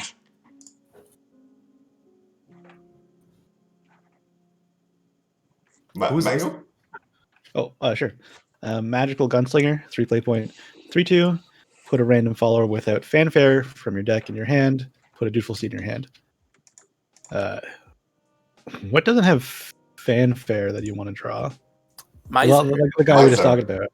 Yeah. So, both the legendaries don't have fanfare. Yeah. So it draws either one of those. So yeah, that's just if you're building that archetype, you slot this in because it just draws you your legendary card. Also, it has a nice evil effect. She's also Yeah, mad. field redemption. Yep, it's solid tempo one. The Evo goes face. Brr. She's mad. Oh, Cute. it does go face. Yeah. Yeah, exactly. Like the Evo goes face. Alone on So that, it's a 4. Yeah, like we've seen that in the past where if you have this kind of effect and you're already winning, you don't need to use the damage on an enemy follower. The 2 damage just helps you win more, right? So Yeah. so Shadowverse is a much different game than like back then, where that would have mattered a lot. The Evo 2 is like a nice effect to help the board, but they can also just hit the face. Yeah. Mm. 3 play point, 3/2 draws you a card, or even Sorry. it fetches you a card. It tutors a card. So Yeah, it's a tutor. it's good. It's I'll like give it a soft tutor, but like It's like a archetype-specific Princess Knight kind of. Yeah. It is like the opposite of Princess Knight in its effect. It draws a Yeah. non. Yeah. Which is interesting, but like I can't think of any Runecraft cards that don't have fanfare that you want to play as in other than the new archetype. Yeah. Yeah, but I'm gonna give it a 4. It's good. Yeah, for sure. If you ever would play this in Spell Boost, for whatever apparent reason, I'm thinking of the cards you could pull off, like in Unlimited, maybe Zealot? I'm sorry, I'm not spending 3 play points. To Yeah. draws. I'm sorry, what? No. Out of a rotation in its own archetype, it's a 4. Yeah. Agreed. Hmm. Straight on the Yeah. bank. Yeah, you get those extra points for being cute. So we have Faust, the overzealous observer. Faust. Demoted Pepe Hands. From legendary to gold. Like his legendary effect was so bad they demoted him. Yeah. At the end of each turn, if there are less than 2 allied Earth Sigils amulets in play, summon 2 Earth Essences. If there are 2 or more allied Earth Sigil amulets, perform Earthright 2, deal 3 damage to all enemies. So it goes face. Why? This effect is better than his own legendary effect. It's really nice, actually. Remember Never saw. Levi? Like 6 cost Levi? Or no, Levi. Oh my god. Like why does this guy take 2 Earth Rights to deal 3? I mean, he is 2 less play points. And he sustains himself. I guess. I don't know. Like, I don't think Earth wants this.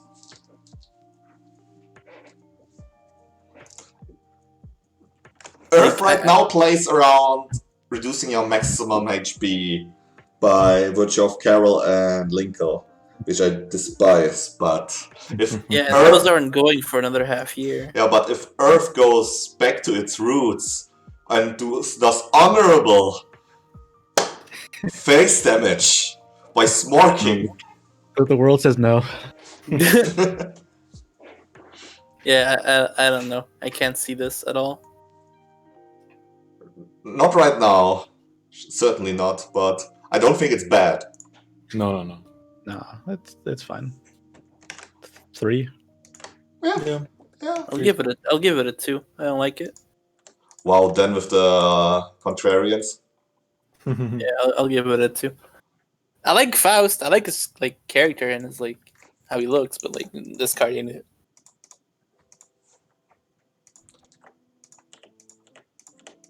Okay, moving on. Artistic Arcanist.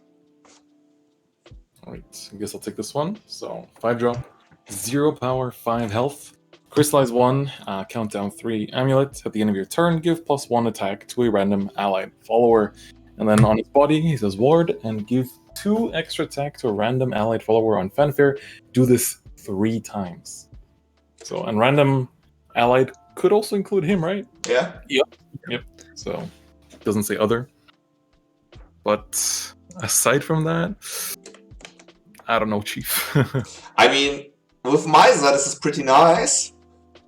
Yeah, it's actually like it's better than you think.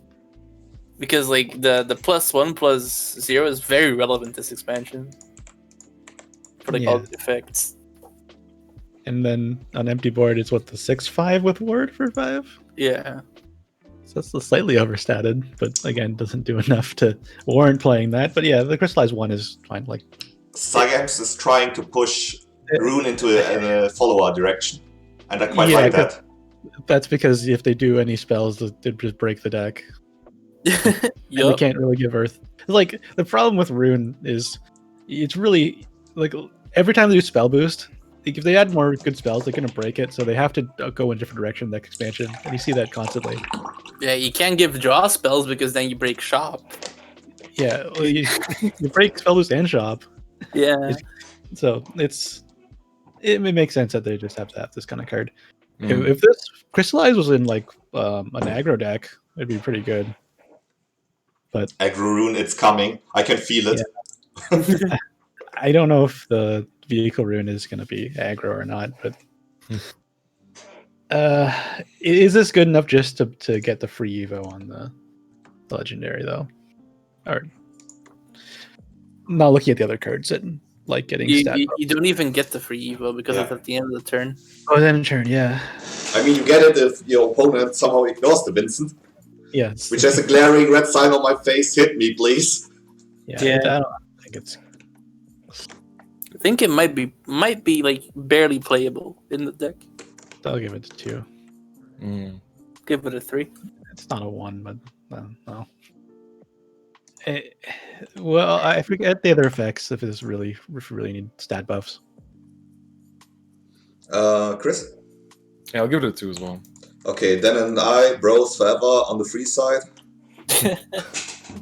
Because I think this can be very well sorted into that own deck. The Vroom Vroom Rune. Moving on. Guess I'll take this one. Are we back, or is it Shira's turn? I don't know. I don't know whose turn it is anymore. Somebody read. Yeah, I'm down. Golem Marshal, a 7 cost 3/5. Axel 1, summon a Dutiful Steed, the token. And then Fanfare, summon a Arcane Personal Carrier and Golem, Clay Golem, the 2/2.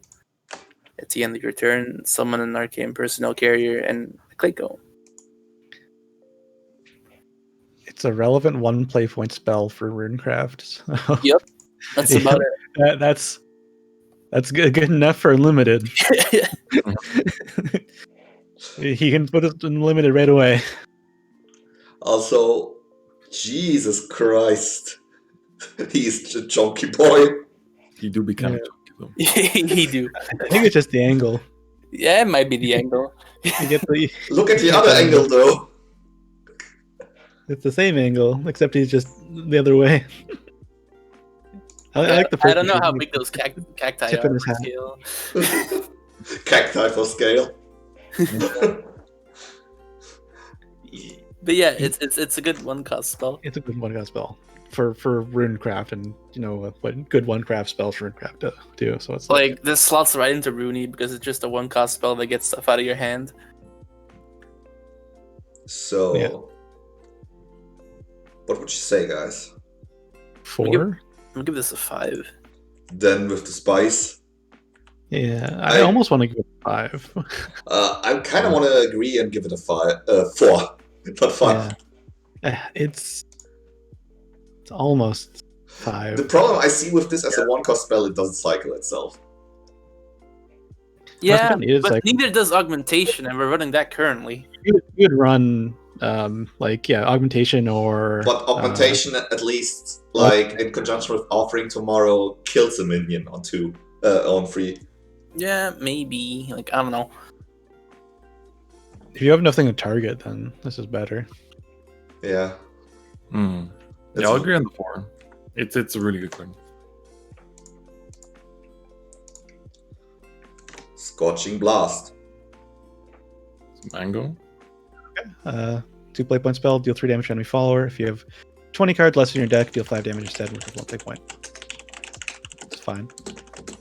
I like these, like 20 or less cards in deck for Rune. Like every time they print this kind of effect, it's, I don't know, it feels like it's warranted in Ruin, so and it's a good effect for a 2-drop. So, but at the same time, like you're only playing it for that recover 1, so like the 5 damage for 1 play point.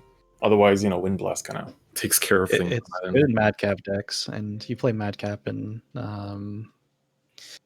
you play Madcap in Earthright and Shop, so it's good. Yeah. This card makes me shiver when I think about Shop. I was gonna keep quiet, but I heard the Shop mentions. This slots right at the Shop. It's fine in Shop, but then if you add Madcap, then it's really good.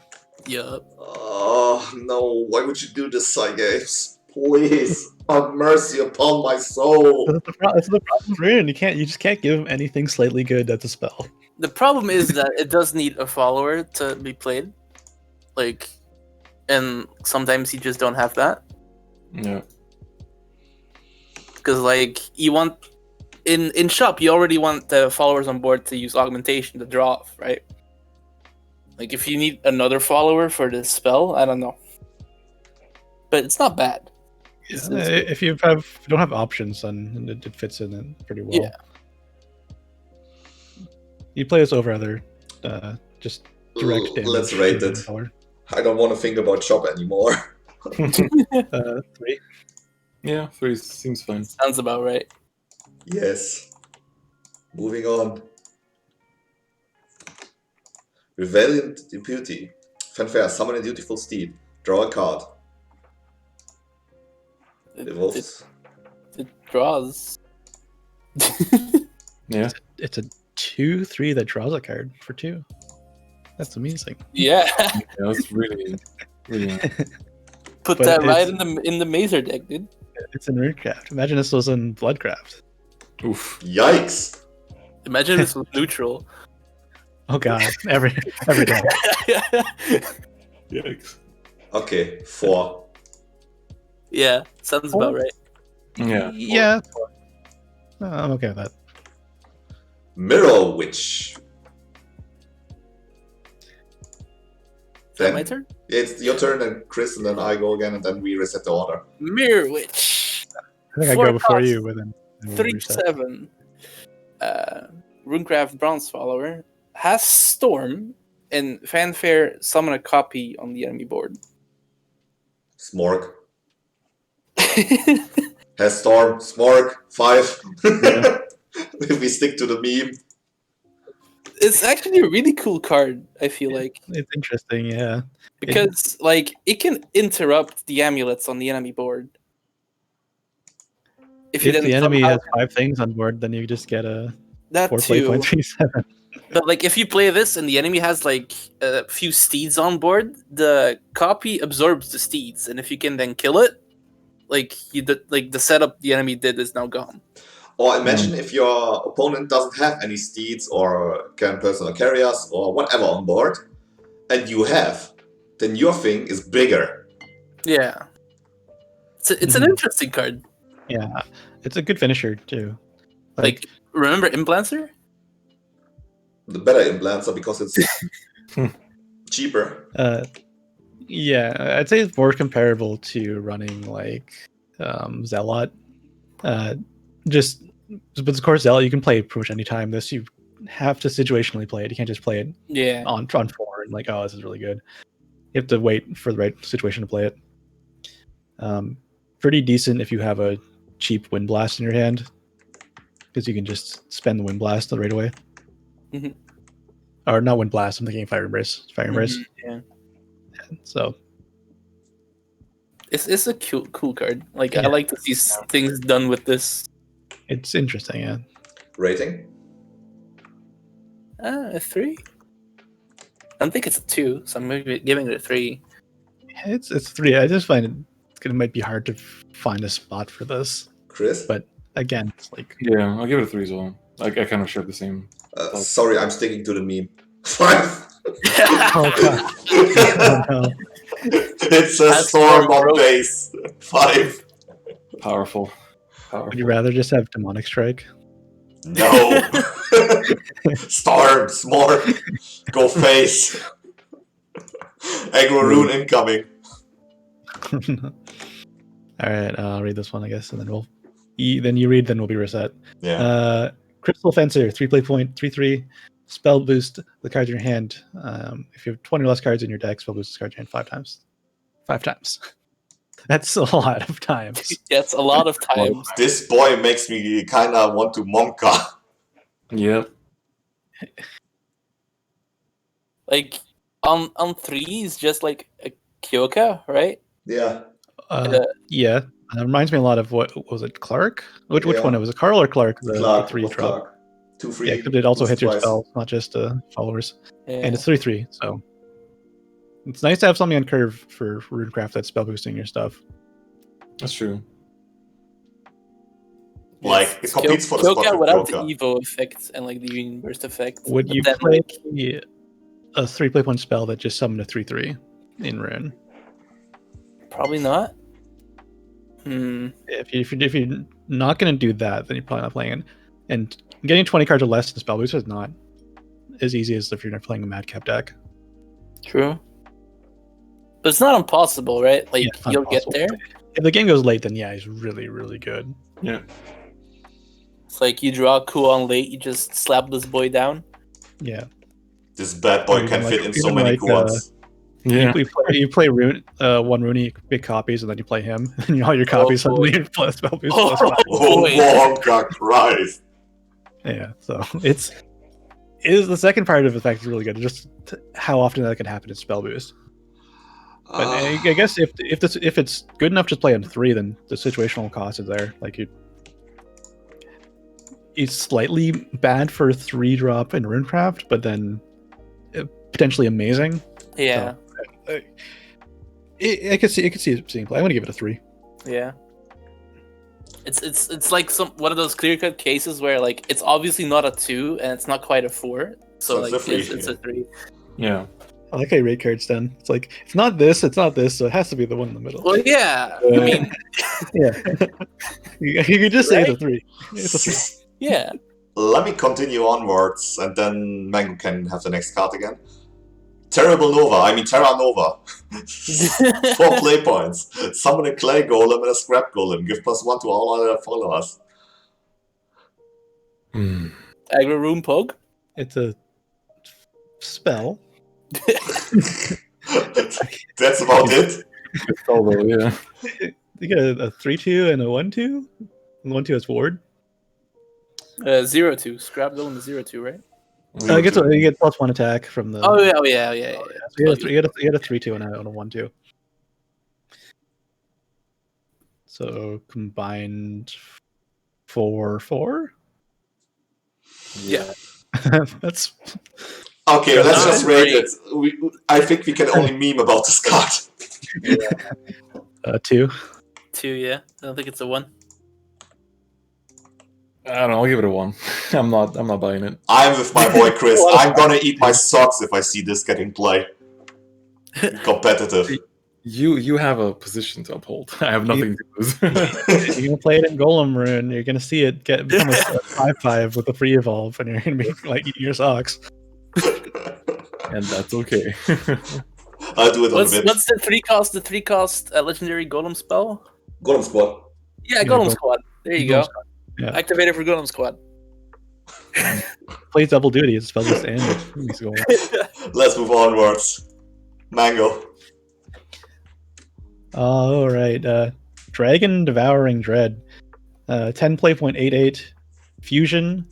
Cards that cost 7 play points or more. When cards are fused with this card, if it's a second time this match, get an empty play point orb. If it's a third time, draw 2 cards. Fanfare banish X random enemy cards. X equals number of cards fused to this card +1. So you're not fusing more than 3 cards into this, because I don't think you need to remove more than 4 cards with this fanfare. Sometimes. Sometimes you want the 5th card, yeah. But it's just you're going negative for that. Yeah. Though it's the cost of going negative not that bad, because you're just losing a card in hand compared to destroying something that they probably paid for. Mhm. Yeah. But yeah, you lose 1 card because it eats 1 card and draws you 2 on the third one, but you're getting an extra play point orb, so it's fine. For so no cost other than just It's a very cool way to ramp. Out of hand ramp Monka S. It just requires you to have spending- really expensive cards in your Dragoncraft deck, which you don't really see that often anymore. Not right now, but Yeah. there might Right be a now, but gold yeah, card like- coming up. This reminds me of something that you'd have in like a really old style Ramp Dragon, where you just play Yeah. value. I'm just kind of really Monka S about this card because this is basically a 0 play point ramp. Yeah, it's a fun ramp. Yeah, that's amazing. But it requires that you have the cards in your deck. I'm talking about like you're not playing decks with those cards in it right now. So you'd have to build a deck with more 7+ costs. I mean, imagine like if you build this specific kind of deck. Turn 2 Oracle, fuse a card into that. Turn 3 Cursed Furor, fuse a card into that deck. We Turn fused on turn 1. 3 two more oracles. Like we fused on turn 1, we fused on turn 3, Yeah. and we fused on turn 4. Yeah, turn 2 you get extra play point. So you could have 5 play points on turn 3. That what happened right now? Empty, but yes. Right? Mm. We fuse 1, we fuse 2, and then we fuse 3. Yeah, but you play oracle on 2, so Oh yeah. the next turn you have 5 play points. But yeah, you go huge real fast. Yeah, you're getting a free oracle on turn 2 if you use on 1 and 2. Which is kind of nuts. Yeah, it's kind of disgusting. But yeah, real good card. 5, easy collect. 5, yeah, sure. Yeah, 5. But yeah, you just have to build around him. Yeah. That's okay. The payoff is huge. I don't want to disagree because I think this card is so disgusting. I don't want to see it in my life ever again. Let's move on. That's right. Chris. Alright, so we have Reggie. He's back. Peerless Artisan. He? So- That's a she? I mean, Nintendo Reggie. Oh! 3-drop 2/2. Fanfare. If Overflow is active for you, gain Storm. Immediate 5. Once in each of your turns, when this fall's attack or defense is increased by an effect, gain an empty play point orb. The magic. The words of magic right there. And then on Evolve, give +1/+1 to all allied followers. This feels like a sword card in Dragon. Pretty nice. Yep. So they just have to ramp you. Yeah. It's good. it- Get Storm, by just playing Dragon. And I mean, on top of that, it's like it refunds you play points. So it can be like a 2-drop, potential 4/4, or no, 5/5 on Evolve with Storm. So it's like pretty good. It ramps you, and you're gonna just play that. Yeah, like you just evo her, she buffs up the field, instantly refunds her one of her costs, and 5/5 Storm. Sounds pretty good. Not much to say about this card. Is it empty play point orb? That's right. It's empty play point orb, right? It's empty. Yeah, empty. Okay, it doesn't Yeah, fund so it, but It doesn't refund it. Yeah, it gives you one for the rest of the game, so it's what's better than just refunding it right away. Mhm. Yeah, it's 100% going to see play because Dragoncraft is kind of hurting for tempo-based ramp like this. We haven't seen an evolve ramp card for Dragoncraft in a while. 'Cause generally, they're kind of busted. so let's just do the quick maths. 5? 5. Yep. Easy 5. Is it +1/+1 to all allied followers on evolve that it also ramps you? Yeah. On Evo? It's like, I don't know if this deck is gonna exist, but yeah, if it does, it's a 5. Next card in line. Then? The best card this set. Let's go. this card's really good. Resplendent Phoenix. 2 cost, 2/2, Dragon Gold. Strike, restore 2 defense to your leader. Evolve, summon Phoenix Roost. And then the same Ooh. strike effect. Oh, The Phoenix Roost, of course, is the 5 cost amulet. Then Fanfare, cards in both players' hand or cost are cut in half, and then whenever a card is added, also cut it in half the cost. Note rounded. that the Fanfare doesn't proc. So your opponent gets, if you don't draw that turn, the first fruits of your labor. Yes. Yeah, if you're not trying right away. I think it's a right. very big deal that the Fanfare doesn't proc here. You're probably playing this in something like Discard Dragon, so you can immediately just start drawing cards. pretty easily. And you're not like evolving as a turn 4. You're waiting until probably your second evolve or third evolve to evolve this. I don't really agree. Like, this is its own deck, I feel like. Yeah. This turns into its own deck. Like, this just turns into Phoenix Roost Dragon, and you put like all the high cost stuff in it, and you just make boards every turn. I've been playing that in pre-release, and it's actually nasty. Like, you could just play Plight in that kind of deck too. Yeah, I guess. Plight work pretty well with Phoenix Roost. Any card draw works very well. But I feel like she gets her own deck. Like, this is just gonna be Roost Dragon. Yeah. And you don't have to pay 5 for the Roost. You don't have to immediately. Yeah, that's like a really big deal. Like, you get Roost down with tempo. And she heals as well, so like if you've just been ramping and taking face damage, you just heal a bit back.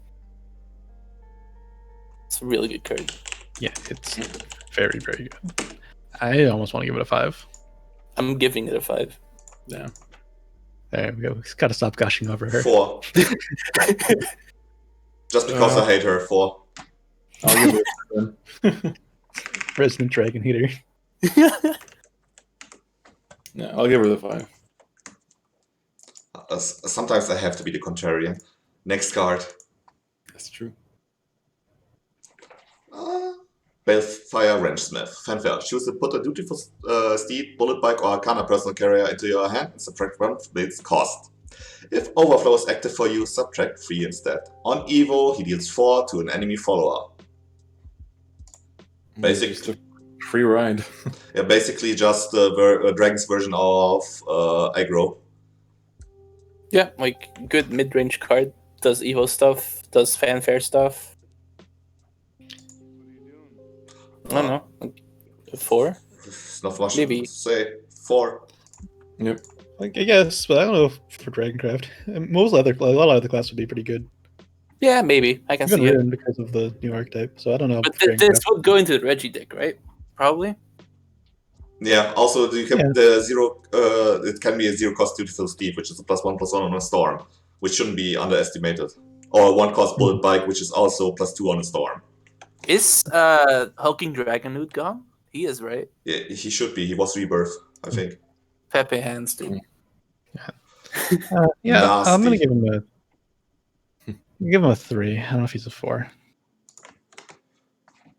Moving on. Azuflame Dragonood. Mango. All right. 7 play point 6/6. Sorry, 4 deal 3 damage to 2 random enemy followers, and has ward fanfare deal 3 damage to 2 random followers. It accelerates just okay. It's fine.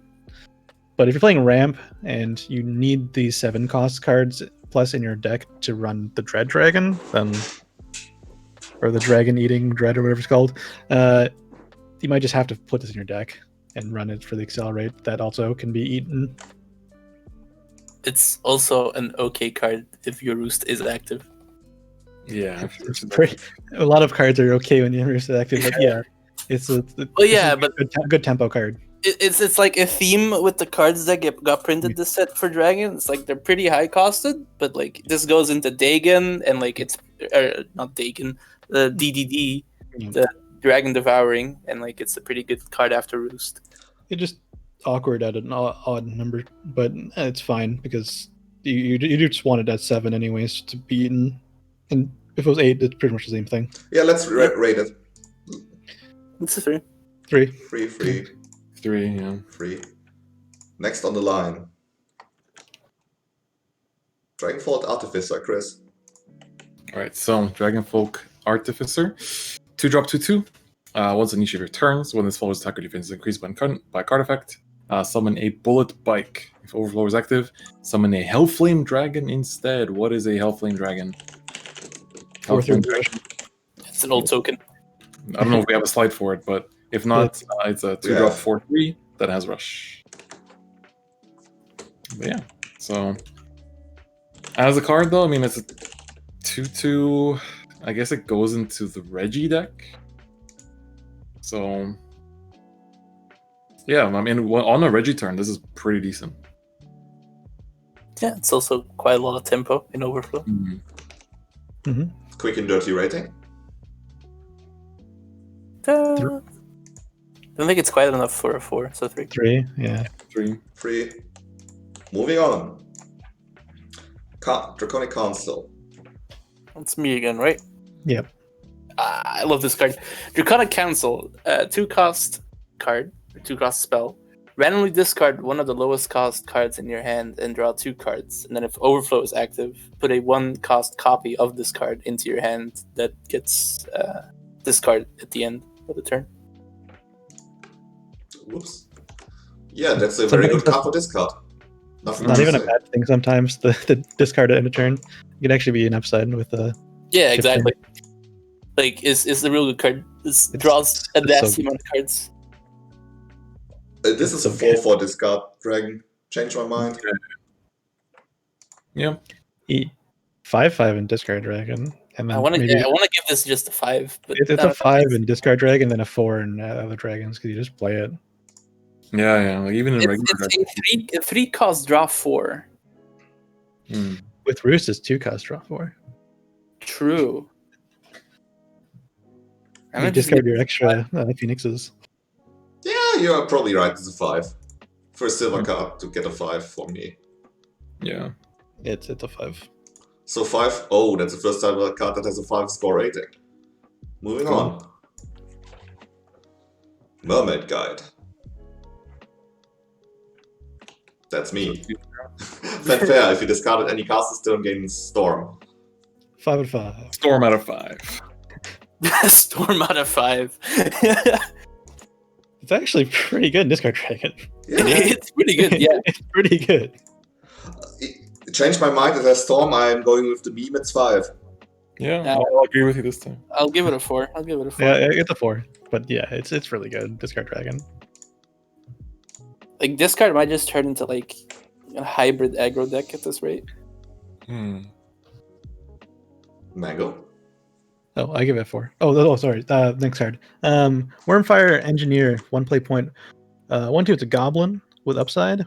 Put a bike in your hand. If Overflow is active for you, summon it instead. Better goblin. It's comparable to the Cactus Boy. Yeah. Except it puts a bike into your hand instead of a horse directly on the board. So a steed directly on the board. It doesn't have rush, but it's a 1/2, so it kind of beats out the 1/1. Also scales better because of the overflow. Yeah, the overflow makes it. Well, I mean, in Forest Craft, the cowboy scales pretty well too. But yeah, in Dragoncraft, you just get the bike with rush. Again, like you can give if it has storm, then it gets +2 attack. So yeah, it's really good. Yeah. Goblin out of 5, 5/5. Yeah. 5 out of 5. 5 out of 5. It's a really good goblin for Dragoncraft. Also, she's cute. Let's be real. She is It's cute. true. I'll give her a 4. Chris? Yep, I agree. 4? Yep. Okay. Yeah. Oh, but it's a better goblin, so I have to give it a 5 to do the meme. Yes. Chris, do me the honor, the pumpkin dragon. All right. Pumpkin Dragon, 8 drop 5/5, accelerate 3, restore 2 defense to your leader, and draw 2. And then Fanfare does the same thing except 3. So 3 heals and draws 3. On accelerate, I mean, it doesn't ramp, which is, unfortunate, but It's just for the DDD again. Like DDD can eat him, and then it's got a relevant accelerate. It's pretty much like the same thing as like the 7 drop. Yeah, after Phoenix, it's also just a 4-cost 5/5 that heals and draws. So I'm giving this a 3 directly. Don't. 3. Yep. Yeah, same. Give it a 4. Then But it's I'm the contrary. biased because I'm biased because it's a dragon card. Thunderous Roar. Then. Yup. Thunderous Roar, 2-cost spell. Deal 3 to an enemy follower if Overflow is active for you. Lose 1 play point orb. And then deal 7 instead. And draw a card. Yeah, I don't know about this one. This Lose ain't one it, Chief. Yeah, no, that's a Yeah, That is socks out of 5. socks. Yeah, maybe it's socks. maybe it is sucks, but it does cycle itself in Overflow, so I'll give it a 2. Okay, then it's a believer. If you have 10 play points, then it's not really a downside. Yeah, Chris? BRBing, I guess. Oh, It's definitely not socks. If you have 10 play points, it's actually very good if you have 10 play points because you don't lose anything. From what I've played of the Roost deck, you often have a problem with having too many cards in hand. So like having a 1 cost just get something out of hand, kill something is not bad. please not don't let doing me eat socks for this. Okay, I'm raising it to the 2. It's definitely a 2. It's not a 1. Okay. Dragon doesn't really like 3 damage for 2 play points. That's pretty bad for Dragoncraft, but Yeah. the overflow effect is very Best case scenario, this is a 1 cost deal 7, right? After Roost. And cycle yourself. Yeah. Like, that's not bad. It could also dock you a play point if you don't have 10. True. So let's look. Onto the shadow stuff. Gold, Rush, Ghost. Fanfare, Enhance 5, summon 3 ghosts. It's a vanilla 2/2, which summons with a 3 Storm Ghost. But on Evo, give your leader the following effect. At the end of your turn, randomly activate one of the following effects. The same effect will not activate twice. This effect is not stackable and lasts for the rest of the match. Summoning a Lurching Corpse, which is a 1/2 last words, destroy an enemy, random enemy follower. Summon a personal carrier, which is the 1/3 ward buff. And draw a card and gain 1 shadow. Legend Corps can also not attack followers that don't have ward. So It's a lot of effects again. let me get this straight.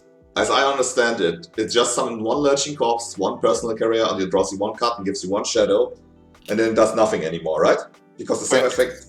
Yep, it doesn't repeat. It just does. Okay, so one you of want each. him only able once. Yes, Basically. because reapplying the effect wouldn't override it. Yep. 4. Yeah. It's Yeah, just well, like a lot of that's a- stuff on a card. That's a lot of value. Draw a card, gain shadow, get a +1/+3+ with ward, and get a Lurching Corpse. Like, those are all things that would be pretty solid on Evolve alone on 2-drop, but getting all 3 of them makes it really, really good. Oh, yeah. And then you have a possible situation where later in the game you can use the ghosts to trade or go face. Yeah. So like extra copies of him are not terrible; they're still okay. I think I'll give him a 5. I'll give him a Just 5. Very versatile. Very fair. I'm staying with my 4. So, moving on. Mango. You wanted the Shadow Legendary? Here is your Shadow Oh Legendary. yes, I love this one. This one's so good.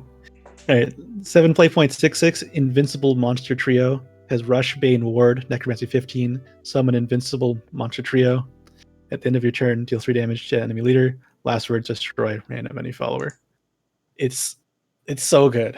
Yeah. This thing is so good. We instantly have to mention, I feel like, Path to Perdition, right? Mm-hmm. Like this is your primary Path to Perdition target. It's really, really bloated. It's even without it, it still does 3 damage face to enemy leader in turn. So Yeah. you don't. If you're playing an aggro swordcraft or aggro swordcraft, will say that. It still does 3 damage while also doing all those other things.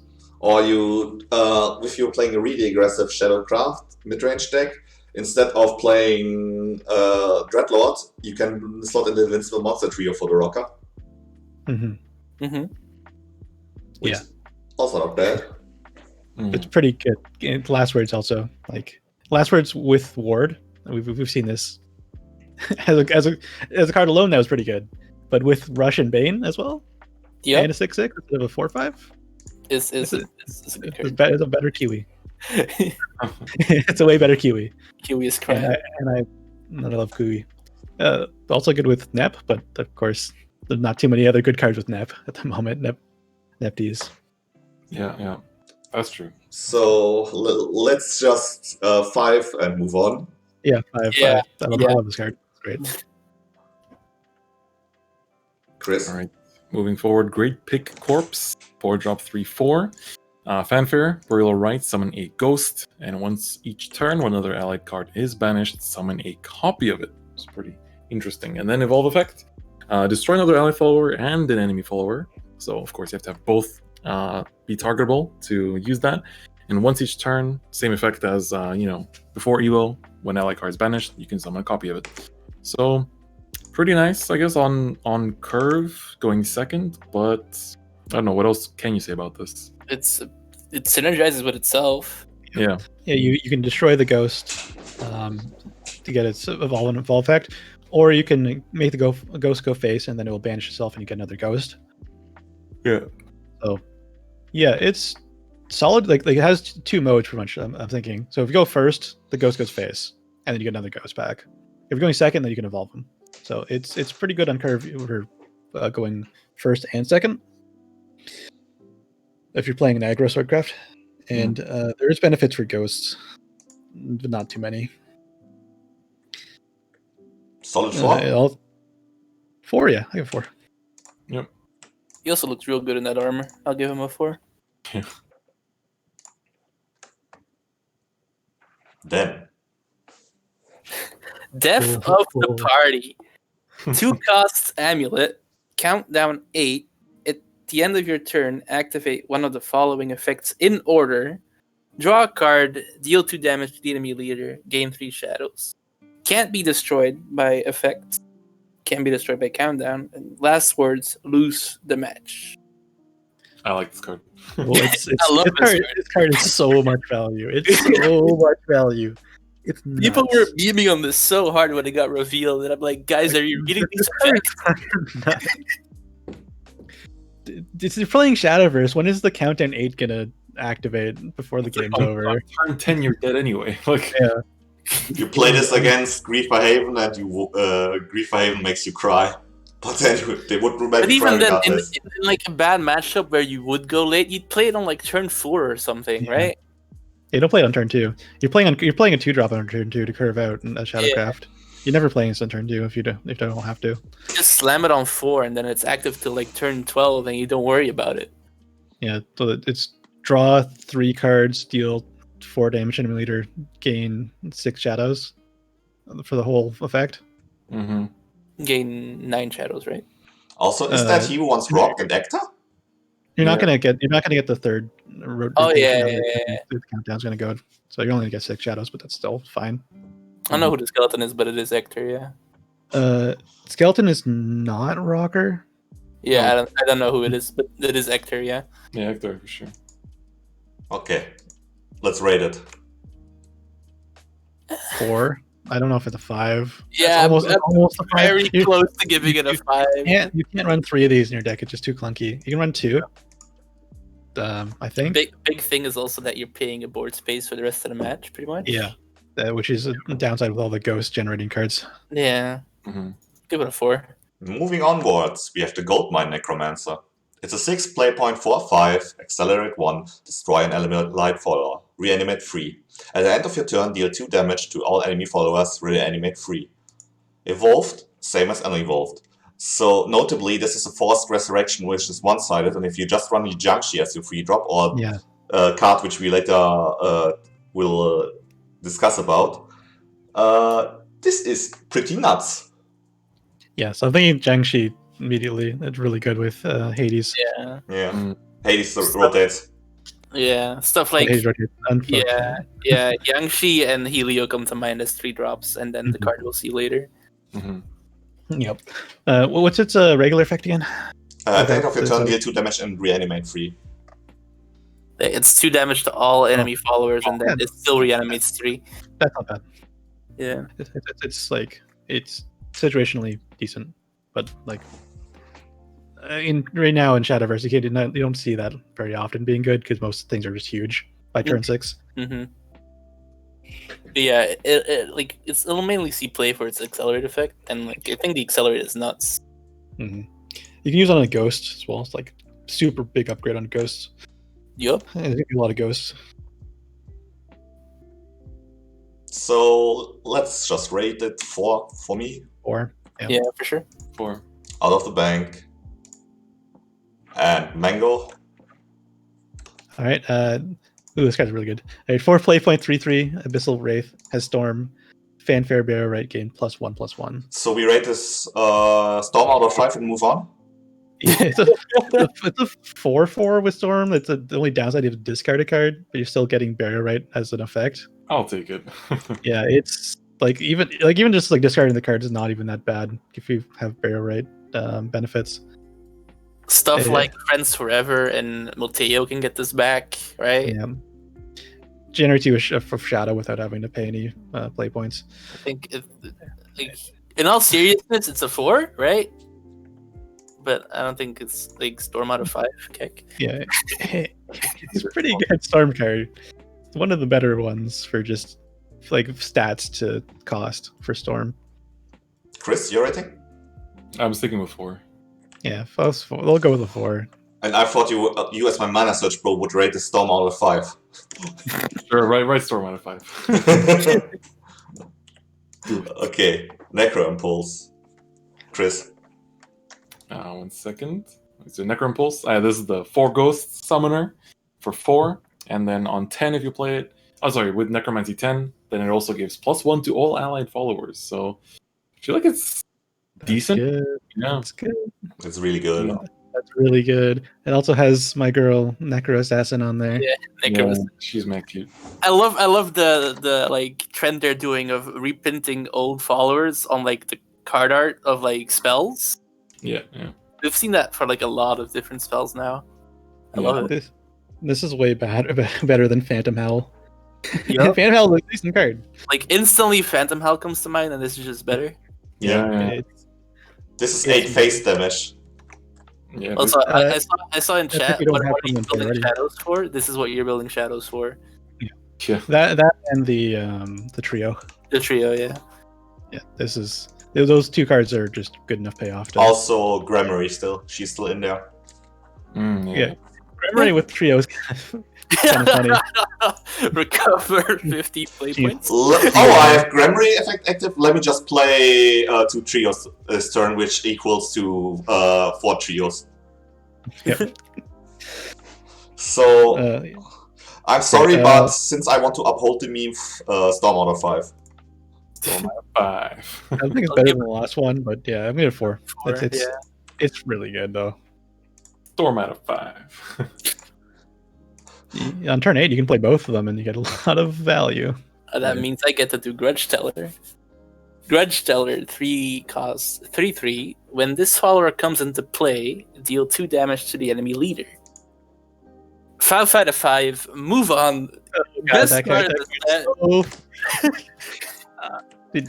I played a lot of the rabbit card. Was it the Rabbit, what's her name? Necromancer or something like that. Yeah, the rabbit necromancer. I played that card a lot. Yeah, Like, I played the games that came out, and I played rabbit necromancer. it's one of a my lot. favorite cards of all time, Yeah. Rabbit Necromancer. This thing is way better.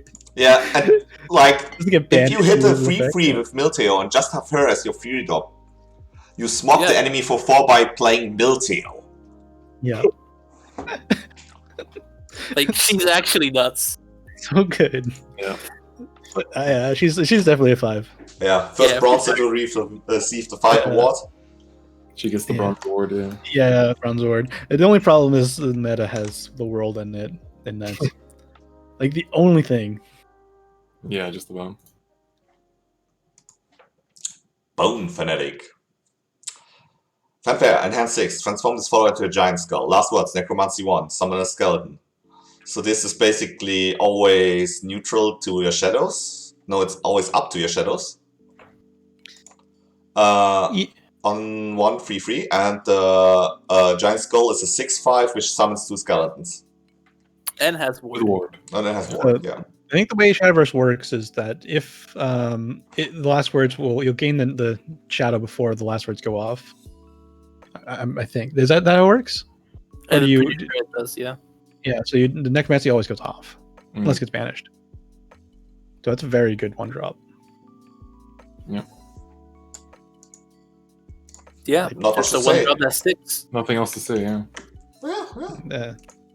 just doesn't scale very good. Oh, it scales somewhat good in late game. Giant skeleton You for 6 is don't okay. want to play it for 6, but it's an option. I rated Better Goblin out of 5, so... Chris? Yeah, I agree with that. More for me. The Yeah, that version of the giant skull is the one that's on the skeletons when it dies. Yeah, the ones on skeletons. Yeah, there's 2 modes to do that. No, it's just a giant skull.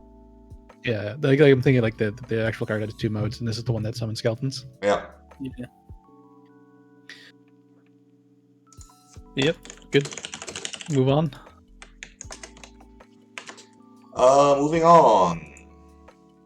The skeleton. Oh wait, I didn't catch your ratings on that manga on Dan. Oh, 4. You go say 4. Right. Okay. Skeleton Dreamer. I like this card. The 2+1/2/2. Summon a bullet bike. Last words. That's like bullet bike. Sad. Pretty good value. Yeah, Yeah, that's really good. It's a nice curve drop as well. Yeah. It's really good with the 4/4 storm guy. Mm-hmm. In particular. Yep, knocking them for 6 and turn 4 with the bullet bike. Well, that's a 4. Kind of good. Yeah, this is a 4. Yeah, I agree. It's kind of cute. Look at him. I It's just sad looking. I just have to say, Shadow is nuts. This expansion, what they all got. I like that they're actually pushing an aggro archetype for once. Yeah, imagine that. I mean, And it's not bad they're either. ready. They're ready with the nerf hammer. Like they're ready. So if that gets too much play rate, instantly nerfed. Hey, again, the world is a card. Yeah. Yeah. whose turn is it? Mine now. So we have 1-drop Shadow Amulet Cursed Coin. At countdown 3, at the end of your turn, perform Necromancy to draw a card for 3 whole turns. It's not bad. Not Yeah. bad. Again, they've been getting a lot of nice amulets. I don't know if you want this, but it's a 1-cost draw 3. It's over 3 turns, but it's pretty good. Yeah, like Yeah. Necromancy 2 isn't exactly heavy as a cost either, so I think it's manageable. It's pretty manageable. Like Especially it's with, only versions of- necro 5 overall, right? Because it kills itself and then generates a shadow. Mm. Necroman. Yeah. Yeah. So I'm rating this a 4. It's a 4. Yeah. There's also the maid card that if you have a board, you summon a Ghostly Maid. Yeah. So hide your woman, hide your wife. Scrumpy is happy now. Oh no. Oh no, does that mean I get the first blood card? Yes, you do. Oh no. Volteo, hedonistic Wait. dealer. I have to ping Minty. Oh, Oh my god. Do you really? Of course. In the meantime. So read the card. Volteo, hedonistic dealer. 7 cost 5/5. Bloodclap legendary. Fanfare. If there are no duplicate cards in your deck excluding Volteo, deal 5 damage to all other followers and give your leader the following effect. At the end of your turn, summon an arcane personnel carrier. That's the 1/3 one. Yeah. Then put a random follower excluding Volteo, hedonistic dealer, from your deck into play. Do this 2 times. It's not stackable unless the rest lasts for the rest of the match. English. Yeah. Is Jerry, but then for blood. Do this 2 times. You get 2 ward. You get 2 followers that both eat up the arcane personal carrier right away, which is good because immediately value off of the carriers. I like meme Highlander builds too. Well, not necessarily meme, but like just like Highlander builds when they get kind of forced into a card game. It's kind of fun. So this is like just pure Highlander joy. As long as they're not the best build for every single class, Oh, like some certain card game. But yeah, it's interesting. So let me get this the build run card. straight. The problem with Jerry was that his effect sucked because you couldn't go wide on your board because to uphold this effect, you always had to have 1 follower on board too. Voltaire, on the other hand, says, "Yo, bros, come over here. You can have as many followers on the board. Come on this bike, ride it, and go with me on a journey." It's the infinitely better. It's not the bike. It's like the carrier. Yeah. It's like SUV. Yeah, whatever. They're rolling up on you. On their, Yeah. So I feel like if a deck can pull off Highlander, it can be blood. With Like imagine this pulling your spider. Like just imagine that. Then No. imagine pulling Loosen. That too. That's wild. Let's get imagine pulling Loosen and Spider together. And then you have a slightly pain build going off in your deck with Berserkers and stuff.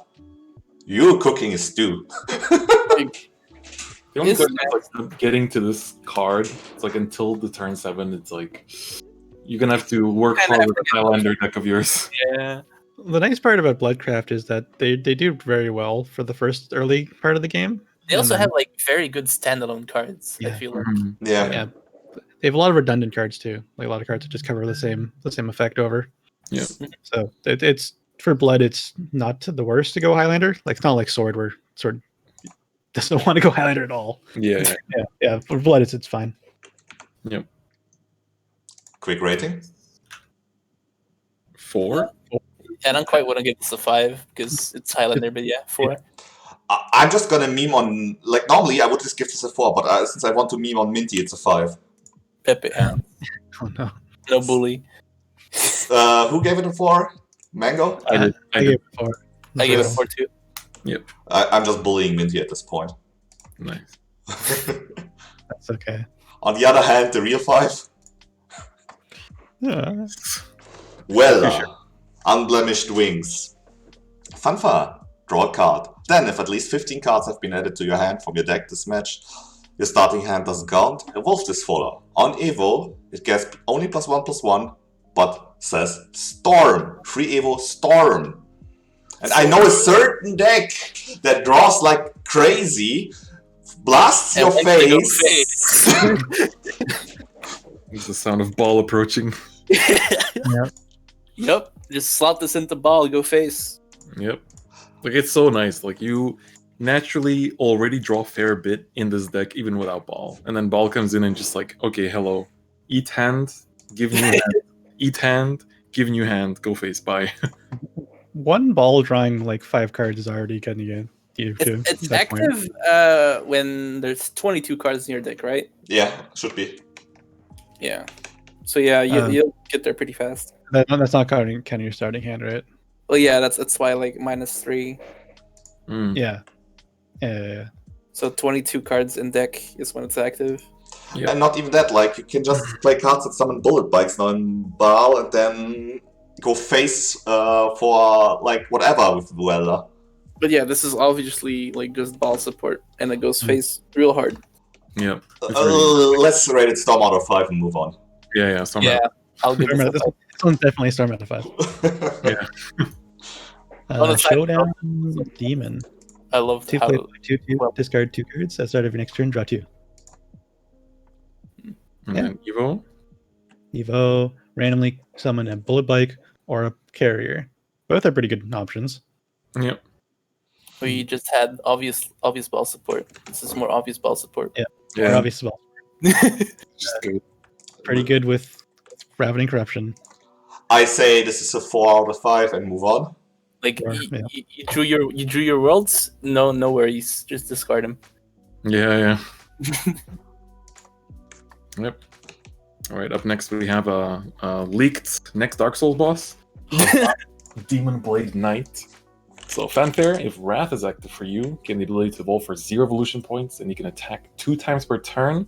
On Evo, he has Bane and Drain as well, and can still attack 2 times per turn. And stat-wise, he's a 4-drop for 2/4. On Evo, he's 2/8. We fucked up with the image, I'm sorry. Yeah, no worries. That's why I'm here. He looks even more Dark Souls boss than his Evo art, though. Yeah, it looks amazingly Dark Souls boss. Yeah. What's the other blood card that's like 2/4 drain? The Righteous Devil you're thinking of. Yeah, You need Vengeance to gain those effects. like it reminds me of that a lot. Yeah, it's way better than Righteous Devil because you don't need Vengeance Mhm. and you can attack twice. Righteous Devil has more stats, but Don't need like- stats when you have Yeah, bait. they don't need. If you have a bike, this guy is like heal 8.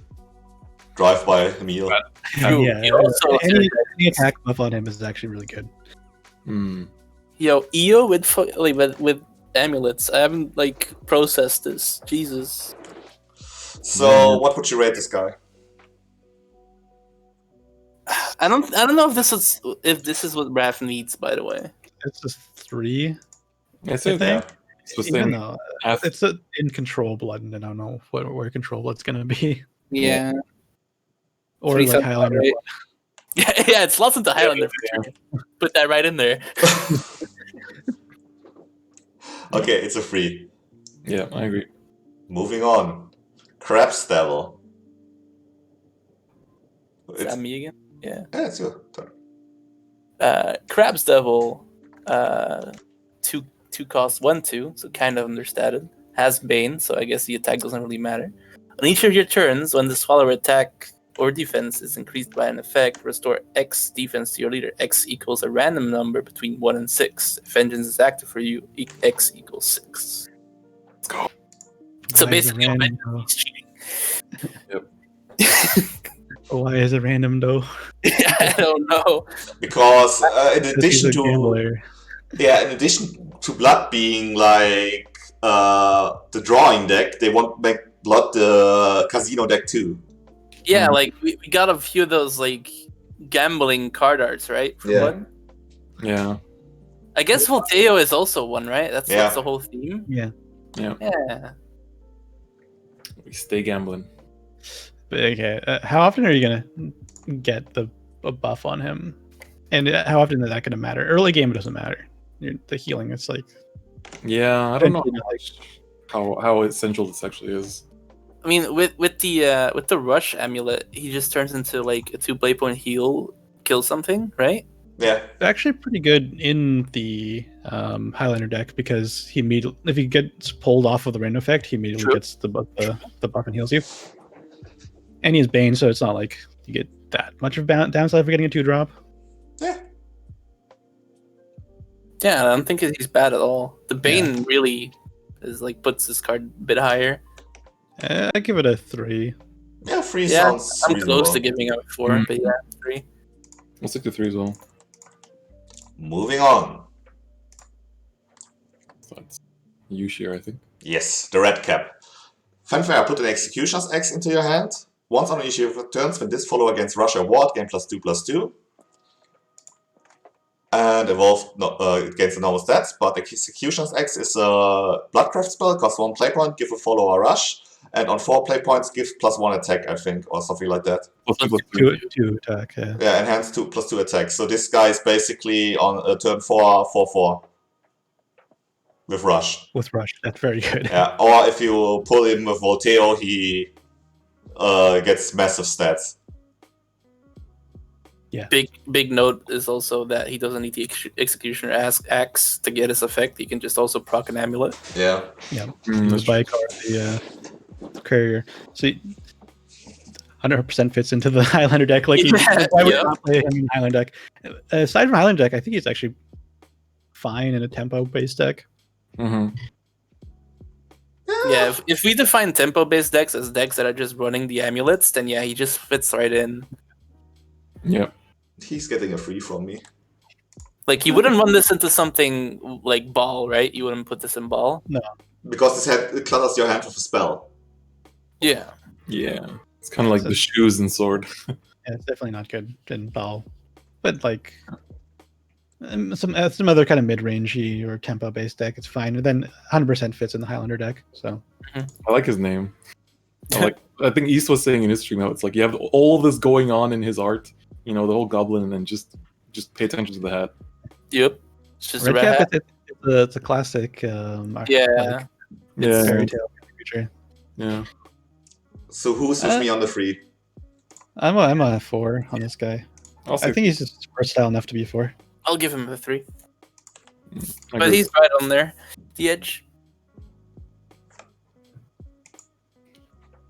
Chris? All right. So, I already said 3. Oh, I didn't understand you. You were choked out by Mango, I think. Oh. Mango, though. All right, so yeah, this one's Mango's. Okay. Bloodfall, 1 play point spell, destroy enemy follower that costs 3 play points or less. Blood Matriarch, by the way. Yep, Blood Matriarch Yeah. on DDR. Yep. That's what he says. Winning player.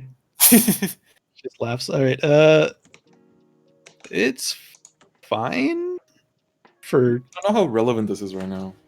Yeah, it doesn't seem too relevant. Like, I mean, if there's a lot of aggro mid-range decks, The anti then yeah, Maybe, It's yeah. fine for that. But then, like, in the late game, it feels like a token or something that spawned off of another card. Yeah. It kills Kagemitsu at all points in the game, which is pretty good. That's a solid plus. Mm-hmm. I would run this in Jerry. Not gonna lie. You could probably slot this into the Jerry deck, yeah. Yeah, you definitely put this in a Highlander deck because it's just, again, more redundancy and of effects. It's fine. I'm gonna give it 3. Still not giving Blood Banish, by the way. I know Crumpy's molding. Hallelujah. Not everyone needs banish.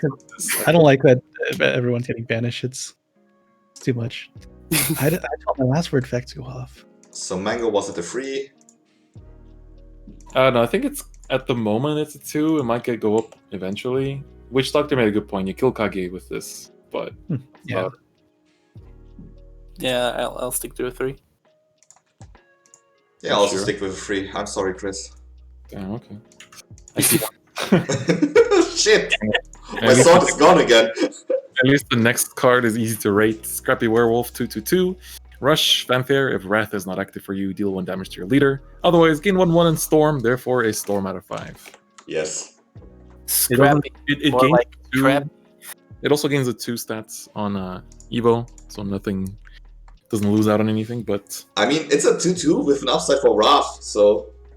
Yeah, Also get I told against you. Storm. I feel like you have plenty of 2/2s with upside for Wrath, though.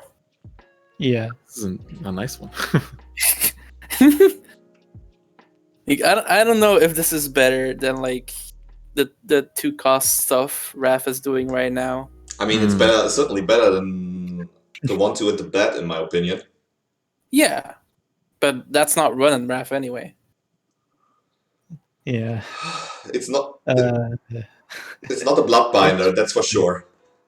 no, it's not a Bloodbinder. No. The rush is kind of nice, but that's only if you're going second or later in the game. I'm Let's giving just rate a it. 2. I'm giving it a 2. Then it's hating, okay. I'll give it a 2 as well. Mango's hating. Chris? Yeah, I'm sticking with it. I mean, I'll say a 3. I'll say a 3. I give it a 4 because she's kinda cute. Yeah. She gets the waifu. But those hands and feet, though. Yes, big monk ass. There's somebody that's into that. There's always somebody that's into that. And I think it's Den. Yeah, that's for me. It's Dennis into that? No. Alright. Fulminating Berserker. 9 cost 6/6. Accelerate 2. Deal 2 damage to enemy follower. If an allied amulet. Is it 3? Oh yeah, 3. 3 damage to an enemy follower. If an allied amulet is in play, draw a card. And then it storm on the body. And then recover 3 play points if allied amulets are in play. But I don't think the 9 cost body is very relevant. So this is kinda a bit booty, this card, but I would still include it in Jerry. What about like just like a control blood who runs Great Trees? Yeah, it would fit in like a Great Tree deck or Yeah, like a Spider da- deck. Yeah, 3 damage cycles are pretty good. And then like I think the 9 cost is pretty fine if you're playing a deck that goes late because it comes to 6 cost Yeah. 6/6 with Storm, which is actually quite a bit of damage. Yeah, I suppose. Yeah, it's not bad. It's not like Dumpster 1 out of 5 move on. I don't No, think it's quite a 3, so I'm giving it a 2. Yeah, it's almost a 3, but I think it's a 2. Like there's not enough decks that really want to play this, and I don't know. Yeah. It is person support cap. This gets a free from me and Chris. I don't know. I guess I'll see 3. MS versus Ref again. Maybe I'll change my answer to 3. I agree. That was pretty close to 3 anyways. Okay. Then was last, so it's my turn. Roulette Vampire. Crystallize 3. Countdown 3. Fanfare. Summon an arcane personal carrier. Last word. Summon a Roulette Vampire. Rush. Last word. Summon an arcane personal carrier. I like this card. So this is like Sacristan, but not being able to accelerate it, or like accelerate the countdown. Yeah, it always pops on 6 if you do it on curve, but you get, if you crystallize it, you have an arcane personal, an extra arcane personal carrier for turn 4, which is massive stats. Yeah. And wards, you probably don't get docked too much face damage for doing that. I mean, this is already an argument to run him in Jerry again. Yeah. Oh yeah, 100%. You run him in Jerry. Yeah, for sure. He has the gambling theme. Put him right in.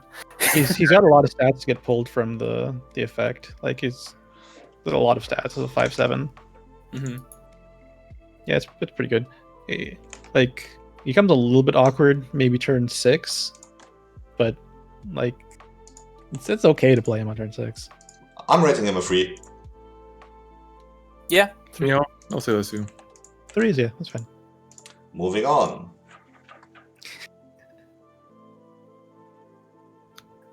Spiderweb Array. 3 play point spell. Select a follower and can't attack until the start of your next turn. Summon a Spiderweb Imp. If any allied enemies are in play, give it +2 attack. My girl Spiderweb is back. That's pretty good. Cutie back in the game. Yeah. Reminder, she's a 1/4 with a ward, and well, Fanfare deal the 2 damage to you if you don't have Vengeance. Yeah, I like the card. Yeah.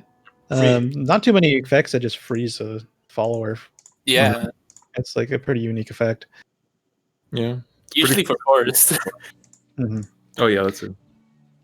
Like you're kind of getting on turn for a 3 cost, you're kind of getting a slightly understated follower, but if you have the aim it, then it's not.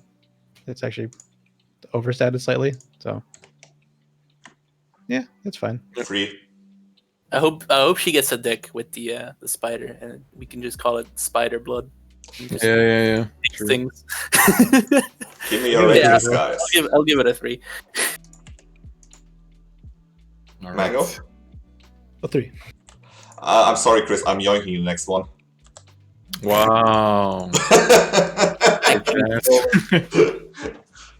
So this is my girl Selena, Sugar Kiss Assassin. New GF. My new girlfriend, yes. My relationship with Crumpy is over. I have Selena now. Fanfare, if at least 1 allied amulet is in play, put a Haven Fire into your hand. Then if at least 2 are in play, recover 2 play points. Then if at least 3 are in play, deal 3 damage to the enemy leader. Then if 4 are in play, subtract 4 from the countdown of all allied amulets. On Evolved, her effect says, restore 2 defense to your leader.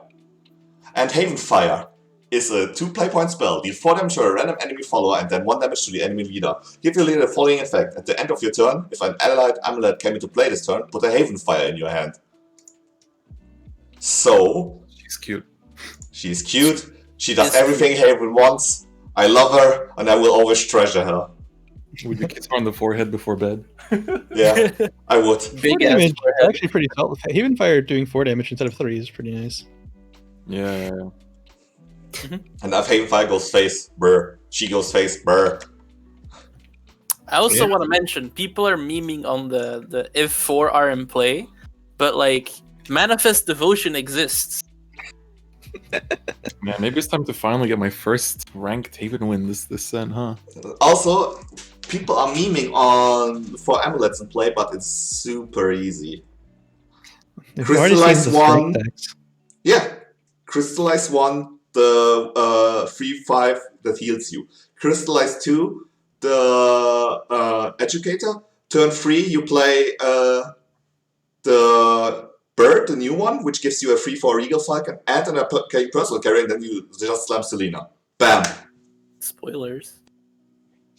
Yeah, sorry, I'm a Haven main. I can, Every Haven card is already ingrained into my brain. Damn. I need like a slow play-by-play of that.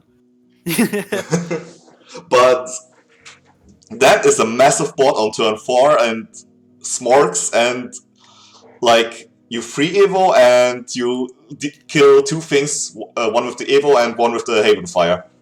Like if we're playing a tempo deck, right? Like just tempo Haven or whatever. I don't know.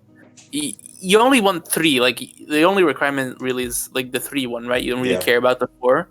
Like 3 amulets is not that hard, especially with all the amulets we're getting with this set. Like. Also, I want to mention that her other application is Natura Haven. She might bring Natura Haven to get it back with a gold card that comes later. Yeah, I've seen a lot on Twitter that people trying to build this deck. Yeah, I've seen that Natura Haven. She is scary and she is to be respected. Respect Selena, not Yeah. Scary card, easy 5. Yeah, definitely a 5. I'll give it a 5, I guess. I feel like I can talk everyone into a 5 on Haven cards. Big brain. Alright, I guess. Okay, Chris, you can go. Not to keep the order, let Mango go. Yeah. Okay. Well, then we skip Den. So let's do Den, and then Chris will take you'll take Shira's next slot, and then you'll go twice next time. Guess I get Anvil. Judgment's Cannon. 7 cost 5/6 ward, right? Yeah, ward. Crystallize 1, countdown 10. At the end of your turn, subtract X from this amulet's countdown. X equals the number of allied followers with ward in play. And then last word, he gets put into play. Then when this follower comes into play, deal 4 damage to all enemy followers and 2 to the enemy face. First thing that comes to mind is Sarissa. Second thing that comes... No, I want to shut up because everything I'll... First thing is, like, if you get this back with Sarissa, it's pretty insane. I'm just saying, it's a 1-cost amulet that sticks on your board. Together with a tree, I don't know, might be that you have Meowscars always on the ready. And draw 2 cards. I don't like that. You're stacking a board slot, though, because you're not going to be playing enough ward cards. But Natura Haven is like known for the fact that it doesn't require board space because they always were running City of Gold together in conjunction with a tree. That's true. That's true. Damn, it's literally last year, September again. Unnerf Agnes and we're back into the exact same spot. Yeah, please do it. I'd be all up for that. Agnes died for Kel's sins. I've been Agnes as I'm fan. The mice off of Daffodil will activate him, right? Yeah. Yes. So you can sack a mouse, get a mouse, and then he'll get his countdown down. So that's actually... You would also slot in Ra for into Natura Haven as a 1 or 2 off. For some extra reach. I saw a deck run 1 Ra and 1 Shiva. Yeah. Also, there are many other ward cards which we will slot it in. I mean, I feel like cards that can come into play by themselves, such as Sacristan, such as like the Blood card we started, are just good cards. Yeah. Also, like, Natura Haven is his small application. His real application is Ward Haven. Yeah. Let's just say a certain man from the from the east in Japan had a curve. This guy on 1, the 2-drop on 2 with Ward. What's his name? Wilbert on 3, and another Ward. This popped on 4, and I couldn't do jack shit. Oh god. Yeah, it's real scary. Like, put a Sarissa behind him and you got a stew cooking. Like, Ward Haven is real this time around. Really real. We've been saying that for 3 sets. Yeah, but this time around it's really real. I faced it with artifacts. Unchanged list. It was all it takes is some broken artifact card amulet card that summons a dude. A 5/6 with a board wipe. Yep. Yeah. And the board wipe goes face. It's pretty nutty. Yeah, I think this just is 5 and move on. Like, it's actually real scary. Alright. Chris takes the next one. Yeah, right. So we got the 2-drop Vengeful Sniper 2/2 ward. So I guess that adds to your argument. Fanfare, deal X damage to an enemy follower and then X damage to the enemy leader. X equals half the number of allied amulets destroyed this match, rounded up. And then she has Evo effect, banish an enemy follower with 3 defense or less. In case you need anything else on top of that. This is pretty stacked for a 2-drop. Ghostface. There is someone, a certain Haven basic card who cries in his corner right now. Yup. And I don't want to say it, but I mean Natura Haven Smog 5 to 7. So busted with Natura. That's actually okay. I'm convinced. Fuck, He's gonna cudgel his crying. Also, I'm just saying Storm out of 5 and move on. Yeah. That's a 5 out of 5 card. Even though it doesn't storm, but It yeah. does so many things. There's so many things, and they're all good. Mm-hmm. I love the art on her as well. Her Evo art is real cute. I'm close to globing her, dude. Lena would be my globe target if I'm playing Haven. I already globed my 1 copy of her that I pulled. Damn. Got 3 days, man. Wait.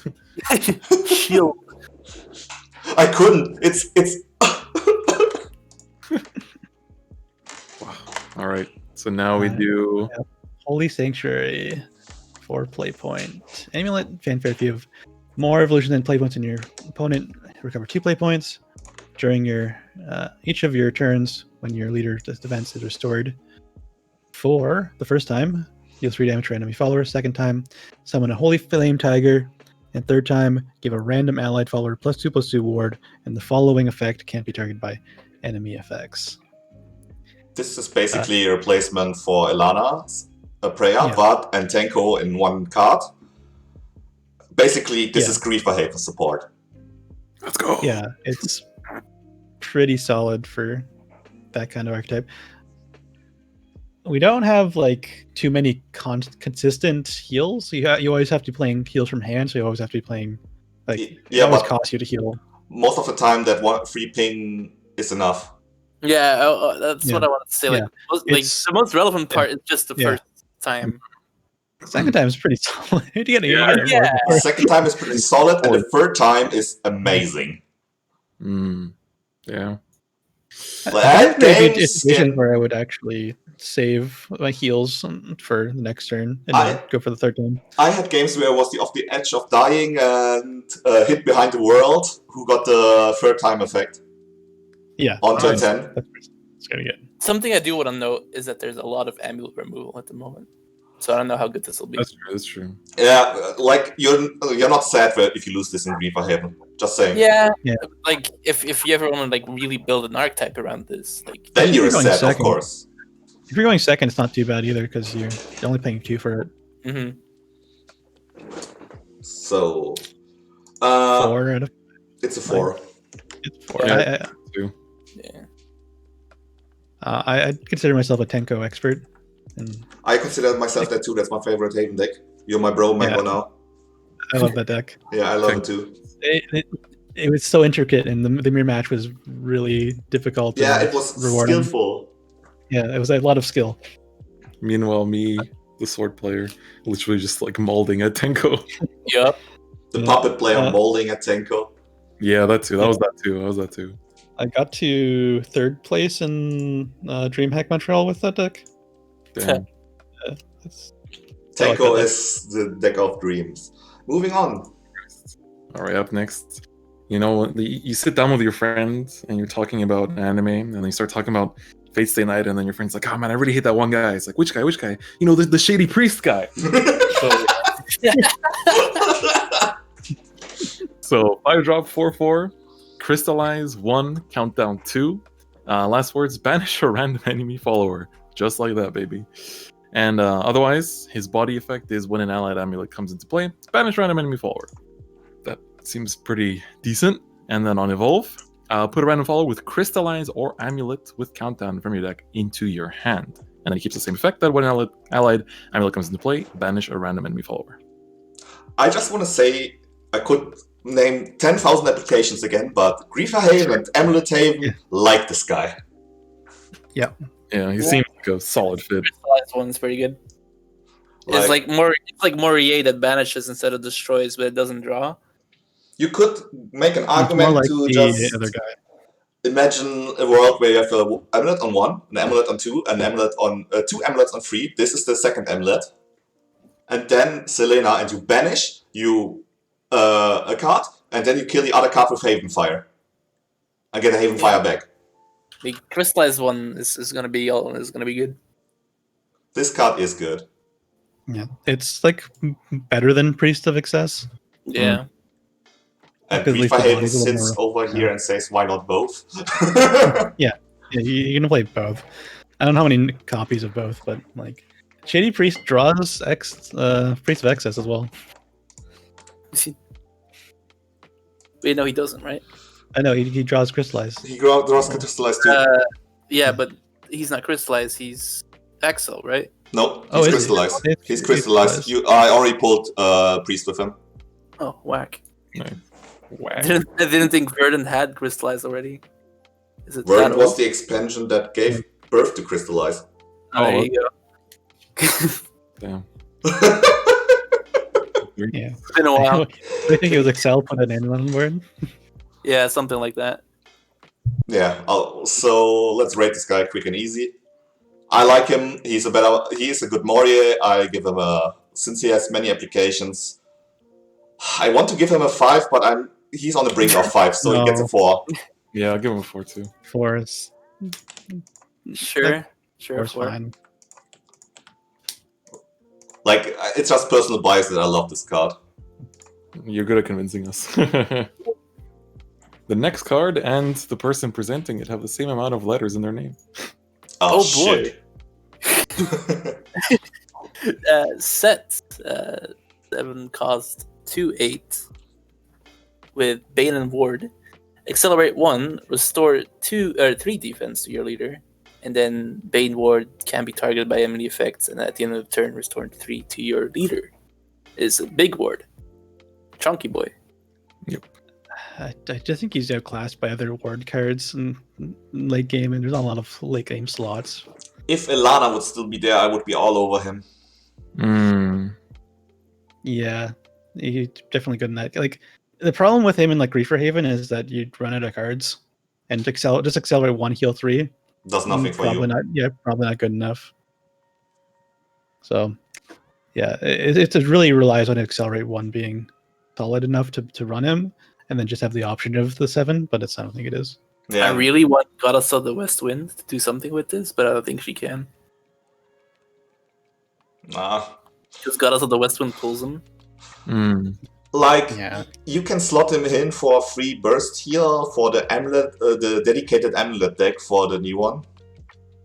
Yeah. But Like, he is just the worst Primal Giant. There is Yes. that to him.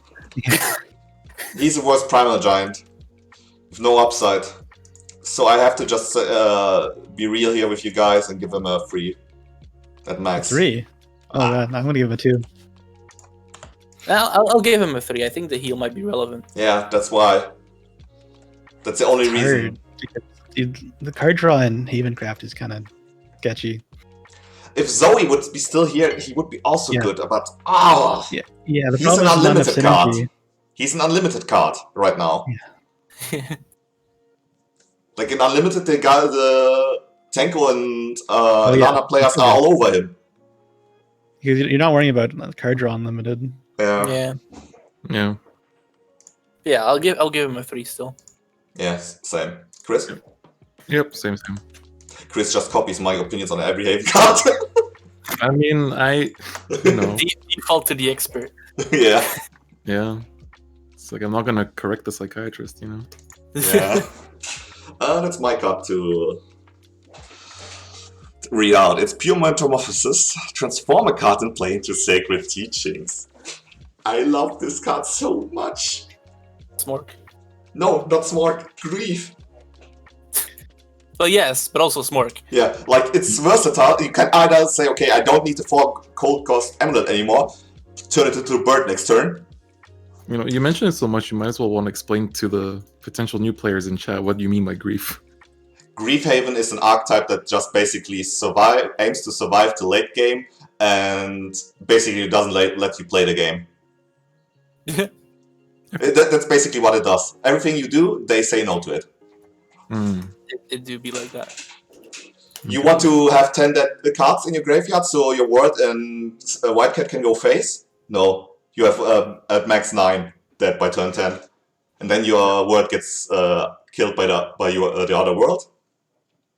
You want to have many last words destroyed so your Thoth is active? No, they just banish everything. Yeah. You want to play whales against them? They don't deal damage to your face because of Yukari. And Pure Metamorphosis now, the new card, just says no, that whale is a bird. Nice. Yeah. Like Haven didn't need more not a mechanic. They now have access to transform. That's true. Which is really powerful. Pretty nutty. The downside to this is like effects are pretty powerful. Yeah. In general. The downside to this card is only if your opponent has a bullet bike on the field. You're getting smoked for 4. No, that's true. I experienced that. But you can play around it if you know that your opponent is running Fearon. Yoinked. Then the Fearon gets a rush. Yeah, I don't know. It's an okay card. Yeah, I don't think it's like Omega powerful or anything. I'll just give it a 3. Normally, an effect like this would normally cost 3, but costing 2 play points makes it pretty good. Yeah. For a transform. My opinion is a 4. I'm gonna give it 3. I'll stick with 3. Chris. Not Disappoint convinced. me. Not convinced. Yeah, I don't know.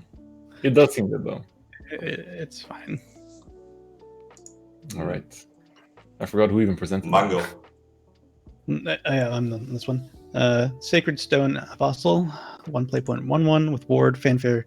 If any allied amulets are in play, gain +1/+1, and fanfare enhance 5. Summon a Barong. I just want to say, disgusting curve. Turn 1, Unweld. Turn 2, 2 Sacred Stone Apostles. Oh yes, Oh. it's like what was the one Destiny Wing cost? Knight. Yeah, Destiny Wing Knight. It's like a Destiny Wing Knight. Yeah, Mhm. except it doesn't grow constantly. But I mean, that's fine. Has Not good. ward, which is relevant. Like all game. Just you remember the Valkyrie guy, the Viking angel, which is the 1/1 yeah. ward. That's up play in some decks just for certain matchups against Storm. But yeah, this is pretty good. I knew Roach used to run this for a while. Yeah, Roach used to run the one just Yeah, for the mirror match. that's true. Yeah, hands 5 is okay too. Like kind of, if I you get like- like a 2/2 with ward and a 5/4 with ward and protection from effects, it's fine. Yeah, Barong's Runes Day. Hmm. I like it. I really do. Yeah, it's really It's good. probably just a 3. I give it a 3.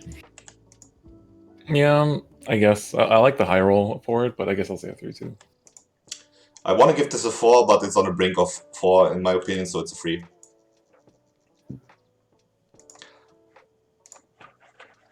All right, now we have Enchanted Knight, 2-drop on 2, ward, and fanfare draw X. X equals the number of allied fall with ward.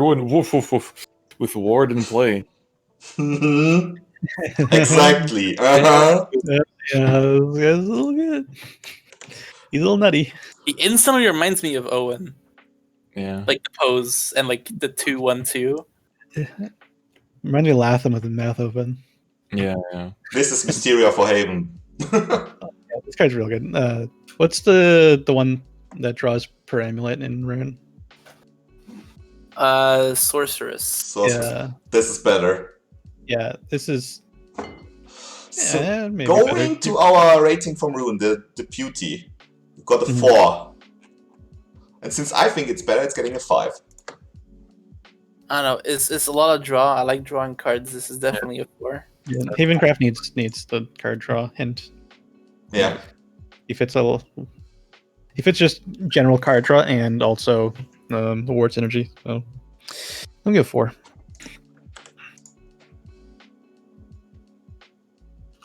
Chris, Yeah, I already said 4. you got choked by someone again. F. Okay, next card. The card I spoiled upon. Whoops. Oops. Then Revolver Eagle. 9 cost, 7/7. Crystallize 3, Calm Down 2. Fanfare, summon a Bullet Bike. Last word, summon a Regal Falcon. And then the body has Rush and Strike, summon a Regal Falcon. Yeah, good it's card. another amulet. It's just a good card. Like, you'll never play this for 9 unless like you need the 3 damage to end the game. But then, like, yeah, it's Maybe that comes up.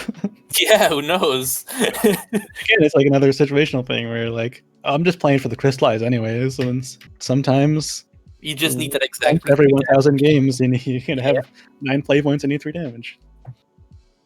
Yeah, this is a good amulet. Don't think there's much to say about him.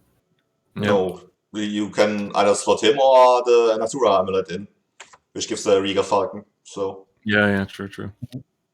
I think I'll give him a 4 because it like it's real good. I'm with them. Yeah. I agree, it's 4. All right, I'll go give it a 4. Sway. Maybe. Yeah, My I'm perf- not too good, but yeah. My personal favorite, because this is the better kill, Benevolent Light. No traits, deal 3 damage to all enemy followers, restore 3 defense to your leader, draw a card, enhance 9, deal 6, restore 6, and draw 2 cards. Bruh.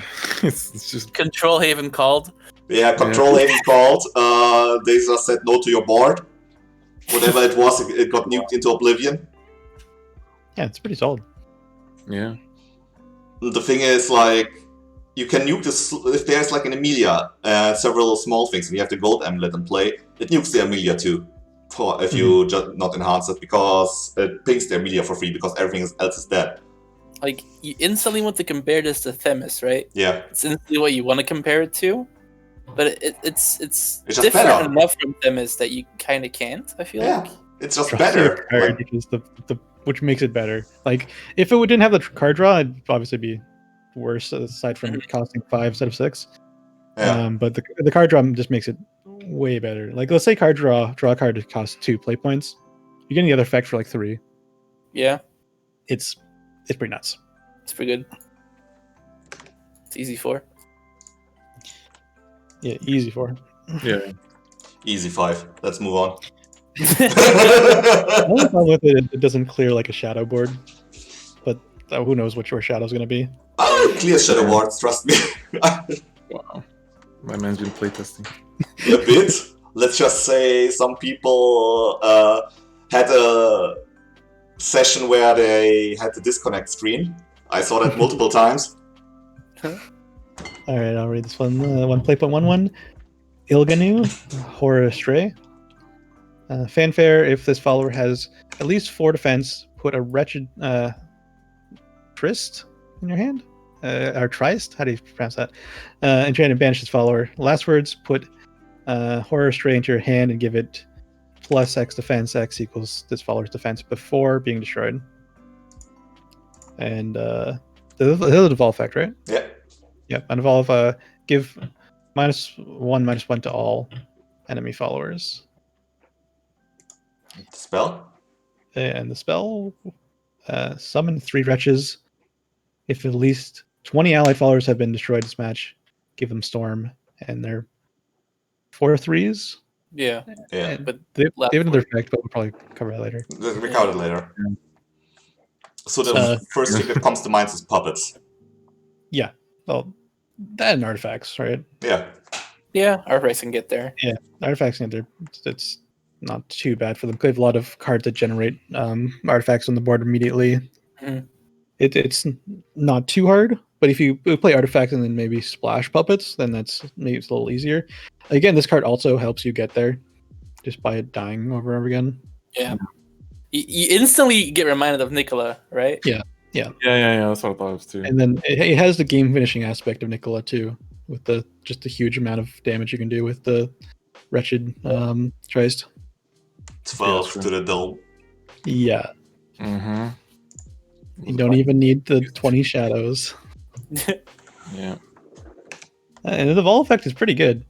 Like for one drop, -1/-1. Like it kills tokens and then it like nerfs the attack, so you don't take too much damage on the backswing. Yep.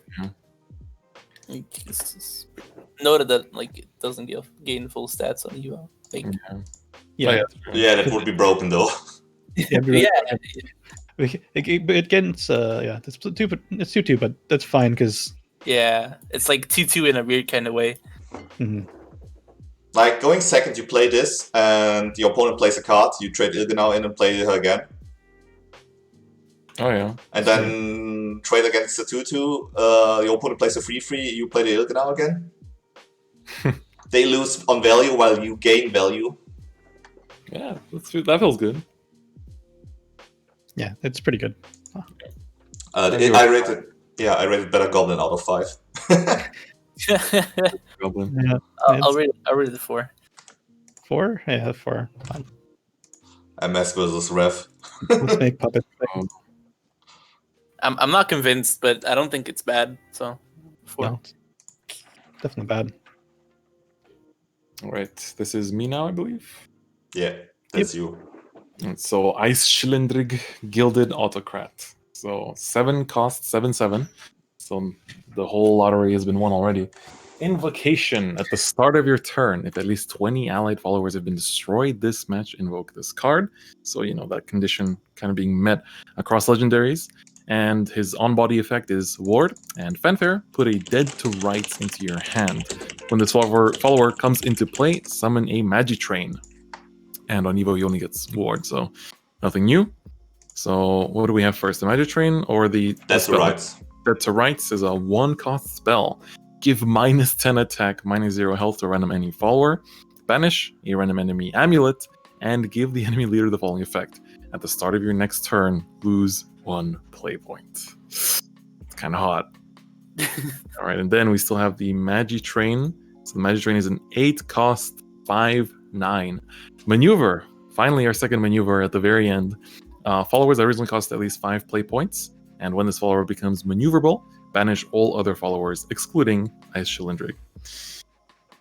Another bloated card. Hello. It's the maneuver cards that have so much going on, man. It's not as easy to play as like Baron and Bunny, but the invocation makes it obviously free and ridiculous. But you have to get to 20. Yeah. It's also a 7 cost like 12/16. Yeah, but like again, like stats in late game sometimes don't matter that much. Yeah, Just True. destroy that's a decks. lot of stats for 7. Like Yeah. most decks have ways of just destroying things outright. But yeah, it's a whole bunch of stats, especially if it's free. It's a whole bunch of stats. Yeah, if it's free, it's insane. Yeah. Really good. So let's quick and rate. 4. I'll give it a 5. Ooh. I don't know how easy it is to actually invoke him, so I'll give him a 4. I'm pretty monka ass on him, so I'm giving him a 4 too. Yeah, okay. You see how it is, Chris. I ditched you again. Yeah, I know. I've always known. You don't gain much tempo on 7 if you just play him on 7, right? So it's like Yeah. a little. Yeah, he can't A little maneuver his own train, sadly. Yeah. All right. So up next we have Dan, I think. Is it me? Yeah. Yep. I've lost track. Yeah. Carnelia, Servant of Darkness.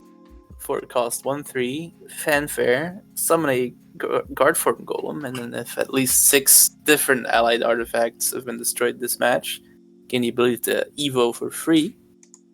And then evolve, you get the strike form golem. So, like, good evo target. Yeah, it's good evo target, and it gives you 2 Artifacts. 2 artifact names. And broken stat line on board, by the way. 2/4 rush, 3/3 ward, 3/3 rush. 6. Like, 8, that's a bunch of stats. 10 That's stats. That's ridiculous stats for 4-drop. Yeah. Yeah. Yeah, it's kind of busted. I mean, really is. she needed to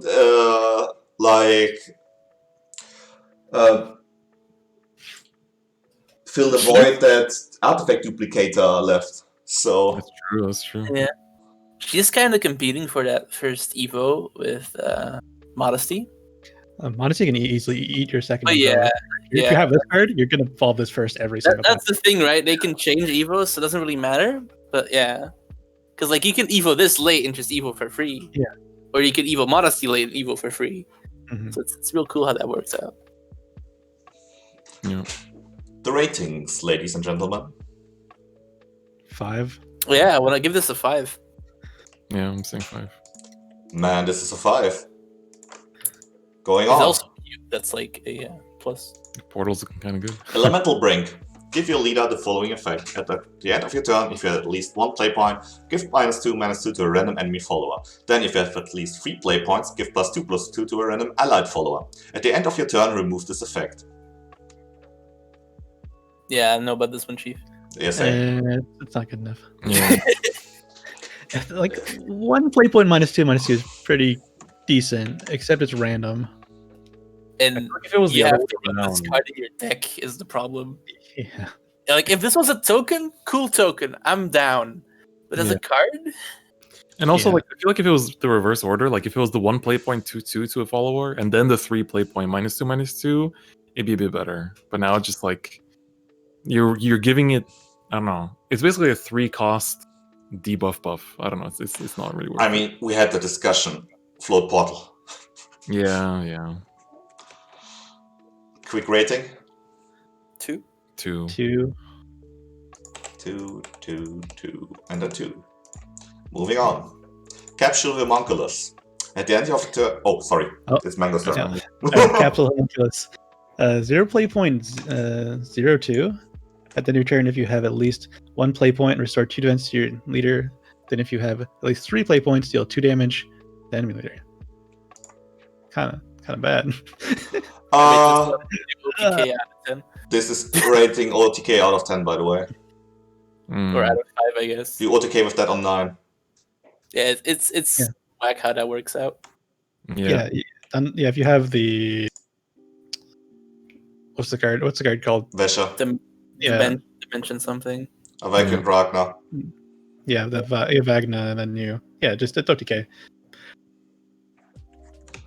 This just Yeah, I don't know how. Yeah, I don't know if OTK is gonna be better than like an actual artifact deck. You could just wait 1 more turn and OTK. I mean, with- the OTK deck now has 3 different options to OTK you. Feels good, man. Bear, Homunculus. No, 4. I forgot something. Bear, Homunculus, turn 9 Kaiser with the 2-drop, Mhm. and World. And this thing. Yeah, I mean, it's another activator or like another way to OTK. I don't know if it's gonna be better than the other ones. I I feel mean, like why not people run tried the everyone? OTK. I feel like people tried the OTK and like the World OTK in Artifacts, and then halfway through the expansion, people were like, "Yeah, but we can just play Artifacts," and just kind of ditched it. I don't know. It's not a bad card. It's cool. but it's only good in that one situation. Otherwise, I think it's kind of bad. Yeah. It's a hard card to rate because yes, it's an OTK, but no, it's not that good. I guess a 2. I think Yeah. without the OTK, it'd be a 1. Yeah. I want to give Yeah. this a 3. I kind of want to say a 3 too. Like the potential OTKing is pretty hot. When I Like, first this read deck has so Storm- many OTKs now because of this that makes my brain hurt. Yeah, I'm gonna say a 3 as well. Next card, Chris. Railmender Coyote. So 2/2. Once on each of your turns, when this follower's attack or defense is increased by an effect, recover 1 play point. At the end of your turn, if you have at least 1 play point, summon a Dutiful Steed. Dutiful Steed, of course, being the horse. So, I mean, seems decent. Why is this coyote riding horses? Good There's a question. horse in the picture. There is a It's horse in like the picture, but how is it riding it? Oh, yeah. Maybe the horse is riding a coyote. Oh, Yeah. Good point.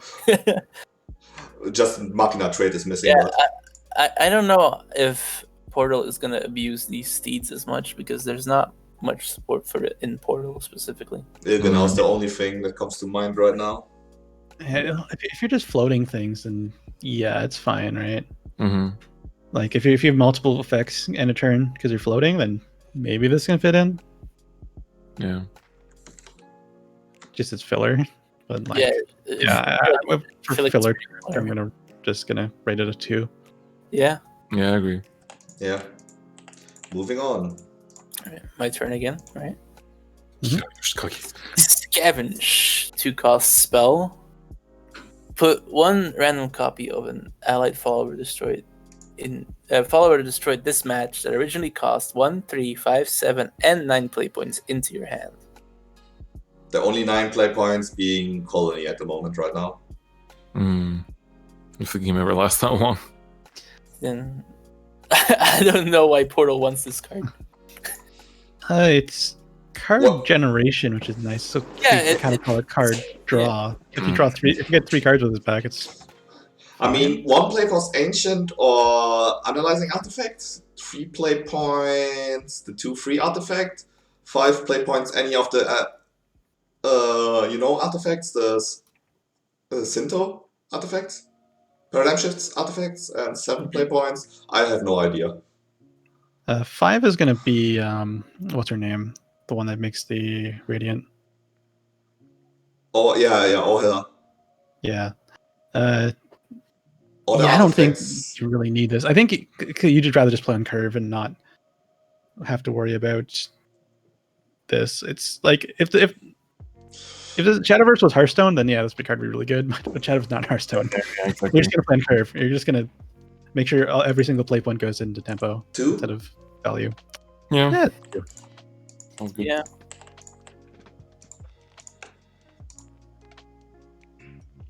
So that's me. What? Think so, yeah. Yo-Yo Beam Girl. Fanfare. Subtract 1 from the cost of an artifact card or paradigm shift in your hand. Womp womp. On Evolve, nothing. Yeah, it's not good enough. Not good enough. Not worth it. You'd rather just play an artifact card. Yeah. So I give this a 2. Yeah. At I would best. even say 1. Almost a 1. Almost a 1, but too good for a 1. Yeah, Too I bad don't need, for I don't need any slugs. I almost don't need a 2. Yeah. Then? He mute. Oh yeah, he had to BRB for a bit. So we have to assume for him. Okay. I believe he would be on our opinion of this. 2, yeah. String Master. Okay, that's me. String Master, 1 play point 1/1. Enhance 6, gain +4/+4, and put 2 puppets in your hand. Once on each of your turns, when an allied puppet comes into play, put 2 puppets in your hand. Sure, and involve no extra effect. Puppets? I mean, that's okay, right? I mean, this is the way to get those 20 followers. It is a way. Then Yo-Yo Beam Girl, you're on the 2, right? Yep. Okay. So String Master, you're playing a 1/1 that has potential of giving you an extra puppet. Just 1 extra puppet because you're. Wait, no, you had 2 extra puppets because you're playing 1 puppet. So yeah, 2 puppets for 1 play point when with a 1/1 is really good value. You just have to set it up where you have the puppet in hand already. The Enhanced 6 is kind of memes. Yeah. It's like I don't know about that enhanced 6. yeah. I mean, if you're on the curve where you're gonna hit 20 things if you get these 4 puppets in your hand, like Maybe. Yeah. it looks like you have 16 things dead and you need this. Yeah. Then yeah, sure. Then you get a free 7/7 next turn, which is amazing. But yeah, you wouldn't really play the hand 6 otherwise. Okay. Ishiro says is insane. Oh, Now I'm I mean, scared. two puppets for one play point is very good value. Yeah. Enough value that I'll give it a 4 actually. Yeah, I'll go 4. I think this is not a 2, but it's not a 4 either, so this is a 3 for me. That's fine. I like the way you think. Chris? Yeah, I'll go with that. Honestly, I don't really have much of an opinion. Portal cards. Who likes them? Am I right, Chris? I mean, when it's puppets, I actually do, but it hasn't been puppets for a very long time. Also, Reg, by the way. There's the boy. Oh yeah, we kind of already talked about him. Yeah, he just last word summon a bullet bike. It's a 4/3. On his own, he's kinda okay, like 3 at most. If you get 3 of them and from on a spell, and they all have rush and And they all go face. that's Yeah, good. maybe. So if they went- even if they don't go face, they're pretty good removal. Yeah, But then, I can't bring myself to give this more than a 3, so I'm giving it a 3. I'll give it a 2. give it Yeah. 2. I'll give it a 2 as well. Damn. And I thought I went It's a hard on really this. good card off on the spell, like kind of nuts. It's good in the like where it's supposed to be good, you know. Yeah. That's me again. Mechanical Designs. 1 cost spell. Draw a card. Then give your leader the following effect. At the end of your turn, if you have at least 3 play points, put this card into your hand. At the end of the turn, remove the effect. It's like an insight with a twist. Well, it's an insight that keeps Recycle. getting added to hand if you spend 3 play points on it. I don't know if Portal wants this. I don't think Yeah. Portal wants this. So, Again, if you're already floating for other effects, it's pretty good. Like if it just draws you like 3 cards, But 3. but But the- imagine you float and you only have 3 play points left. Would you rather draw a card or would you rather leave the last play point out? I can't see a chief too. Yeah. Yeah, I don't know about Yeah. this. So yeah, you're kind of in a situation where you'd have to have 4 play points left over, and you can spend on this. That's true. I'm gonna give it a 2. Yeah, 2 sounds about right. Lucifer, the fallen angel. Is Lewis in chat? I don't know. Lucifer, fallen angel. During your turn, when this card is added to your hand from your deck, if X is greater than 0, reveal it and subtract X from its cost. X equals the number of times that allied followers have evolved this match. During your turn, whenever an allied follower evolves, subtract 1 from this cost of this card. Can't be targeted by enemy effects or attacked. It's a chunky 6/6 spell. On Evo, he says, deal 3 damage to all enemies. that's an evil sword. It's Absolutely. a really polarized card. I feel like a lot of people think it's bad, and there's a lot of people that think it's good.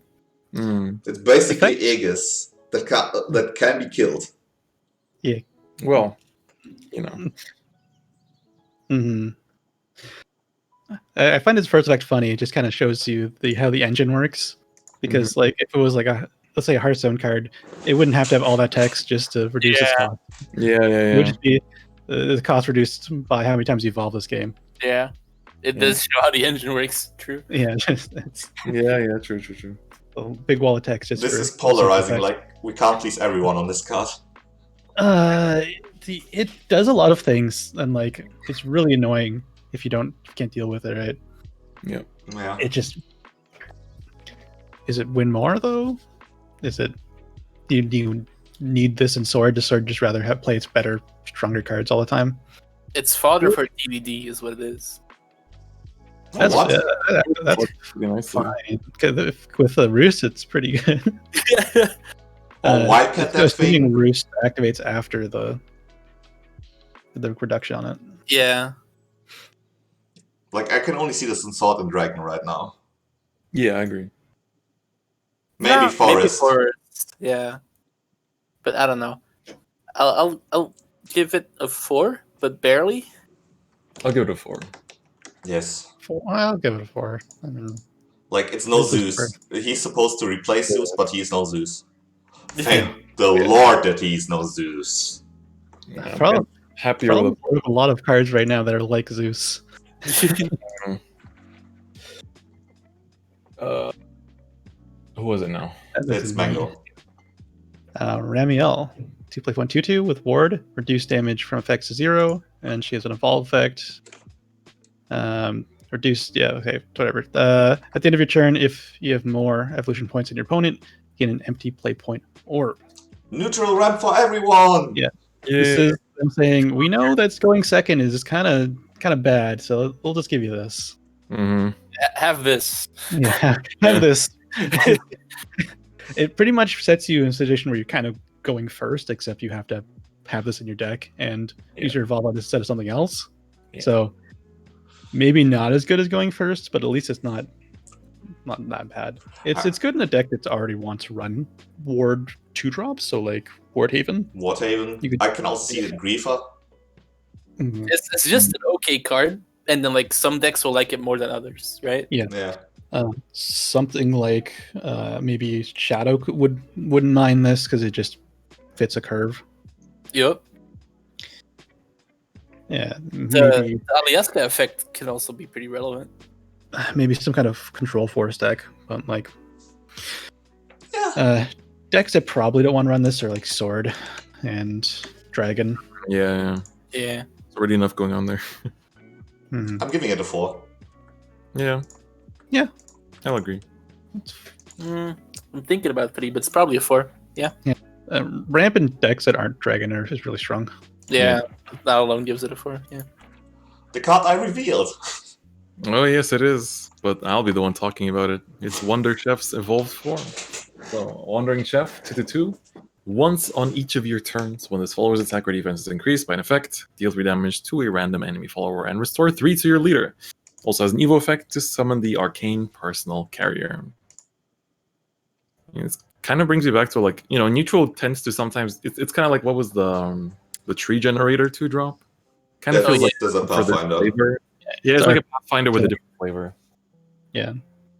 That's what it reminds me of too, yeah. Like, Yeah, Just if that all-around good gold that most decks want to run. Ilana or Tenko would be still in this format, I would be all over the Wandering Chef, but I don't know if I'm over him with the new amulet. That's true. Yeah, other than that, he seems pretty decent. He fits right into Vehicle Rune, or if you want to call it. Mm-hmm. Rune is the one that deck that seems to be pushed the most towards it, because both legendaries are kind of tuned towards it. Yeah. Yeah, rating, like, this is just because of the utility, I want to give it a 4, but I can also agree on a 3. I think I'll give it a 4. I'm down. It gives you Arcane Personal Carrier and Evolve it. Yeah. Pretty good. Like, Wandering Chef on 4 into Steadfast Samurai on 5. Wandering Chef on 4 into Wandering Chef. Yeah, true. Oh. Into Wandering Chef. Yeah. Now we're cooking with gas. I'll agree with the 4, and unfortunately on that note, I'm going to have to tag out as well, because I have some other commitments to attend to. I'll get your ratings later. It's all good. Yeah. We're almost over anyways. Thank you guys for having me. Sadly, I have to dip now. Thank you to those of you that watched as well. Make sure to stick around until the end. There's still a few more cards to go. And I mean, sure, we'll go through the general Hall of Fame from this set as well. Yes. Yeah. All right. Thank you, everyone, for tuning in. I'll see you all around. See ya. See ya. All right. Moving on. My turn. I get to say in card 2. Pog. Forecast neutral spell, Embodiment of Cocytus. Choose, put one of the following cards into your hand: Sign of Desire, Demon of Purgatory, or Heretical Hellbeast. If you have more Evo points than your opponent, deal 2 damage to your leader and recover 4 play points. Then the explanation about how you have 0, but you can evolve. Are we going over tokens?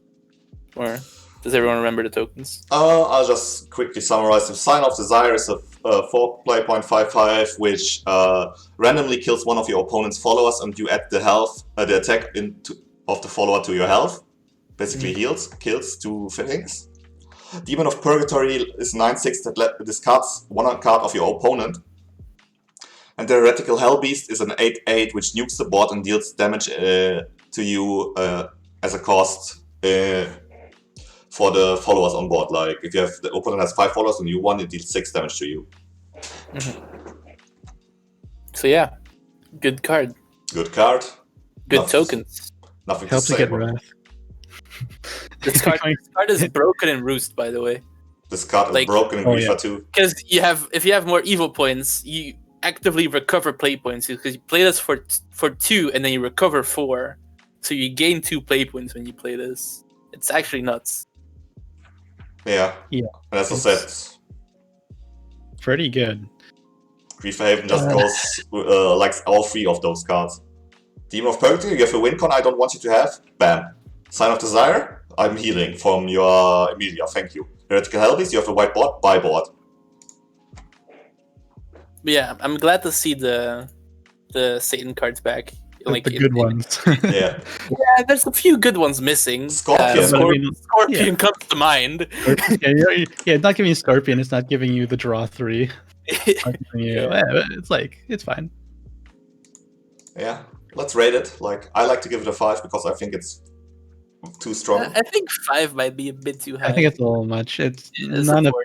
none of situations where it's going to be that good. I'm going to give it a 4. Moving on. Vagabond Lizard. Fanfare, put a dutiful steed into your hand. Last words, summon a bullet bike. Against full Evo stat. Just a good neutral 3 drop. Yeah, it's a 3/3 that does stuff that you want to do. It's a lot like the chef, where you just kind of fill it in a deck that wants to be playing the Yeah. vehicle amulets. So 4. Yeah, 4 good card. Getting the dual fleet hand not as good as getting on the board, obviously, but True. I mean, you get 2 amulets for the price of 1. Yeah, I'll give it the 4, I guess. All right, Supercharged Guitarist, 5 play point, 2/3. Fanfare, draw 2 cards. Once on each of your turns, when this follower's attack or defense is increased by an effect, recover 3 play ones. Yeah, it's like, again, like, it's also going, all these neutrals are Yeah, for that archetype. And this one's really good. just 2 play point draw card. 2 play point, 2/3, draw 2 cards. Yeah, And you can, like, yeah, it can't just get it really early, but on turn 5, that's pretty solid. Turn 5 is usually a turn where you're spending play points to draw cards. I mean, this is at minimum a 3/4 2 play point. Because you won't play that without the recovery effect. yeah, you'll never play this. Just Yeah. no point.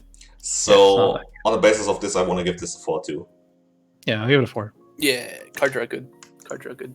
Card draw good. Cheap card We're draw. rushing here right now, but like, there's not much to say about these cards. I mean, it's just neutral cards, right? Yeah, Good stuff. yeah. This is also very good. This is very aggro.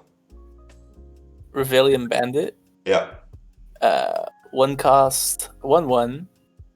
Fanfare and enhance 8, summon 2 more, and then give +1/+1 to all of them, which then triggers their effect of once on each turn when this follower's attack or defense is increased. Gain +1/+2 and rush. I got swamped by a deck that played these guys with the bikes. This can grow real fast, real Yeah. big. Yeah. Real fast, real big. Yep. Real Gachi big, real base. fast. Whatever. Get on the bike, they move real fast. Like, with the bike and just the 1 drop, it's a 4, like a 4/3 with rush for 1 With Yes. the bike. with the Yeah. bike. With the 1/1, it's a 3/4. Yeah, With rush, which actually might be better. yeah. And with the carrier, it's a 2/4. 3/5. Oh no, 3/5. 3/6. 3/6. Yeah, like this card is just good for the neutral. Really good. Yeah, it's a really good target to put it on the vehicles. For 1, like Basically, every deck that's playing this archetype is putting 3 of these in the deck. Yeah. yeah. So I rated Better Goblin out of 5. It's probably a 4. It's almost a 5. Like, Yeah, for maybe. 1 drop? That's kind of nuts. Yeah. I had a rated lot a of 5. damage. So I'm gonna rate it a 5. okay, 5, and I think Chris would agree with me. Mark him down. Oh, that's me. Quixotic Adventurer. Summon a dutiful steed. If it's your 5th turn or later, summon a bullet bike instead. On Evo gains full stats. Yeah, that's just your. That's also kind of a Pathfinder. Yeah, just 2 drop that all the decks are going to be playing. Give him a Good 3. Yeah, Give him a 3. 3 is fair. Yeah. Agree to that. It goes in your hand, right? Yeah. Okay, a 3. No, summon. Oh god, Do damn you, it. do you summon the steed or Yeah, the it bullet puts bike? it puts it on summon? the board. It puts it on the board. Yeah. That's so good. Yeah. Like curving this, like I was playing Aggro Shadow is like guy this just curves and everything, It's yes, a Gretscheller on 3, just a 4/4. Like it's pretty nutty. Yeah, I'm gonna give him I'm gonna up my score to 4. Okay. Because get on the board, yeah, it's way good. Yeah, let's bump him up. Like, the noodle Yeah. cards are very good support for the whole Yeah. drive my Just by car himself, archetype. this guy's a good 2-drop. They do a good job with that. Just the neutrals supporting most of the archetypes that are like new. Spice Shower. Last 3 card. spell. Deal 2 damage to enemy. Restore 2 damage to your leader. Yeah. It's kind of not worth it. This is kind of whack. I Yeah, tried to damage fit is in too the low. new Amulet Haven, but kind of out mad too there. It needs to do more damage or cost less. Yeah.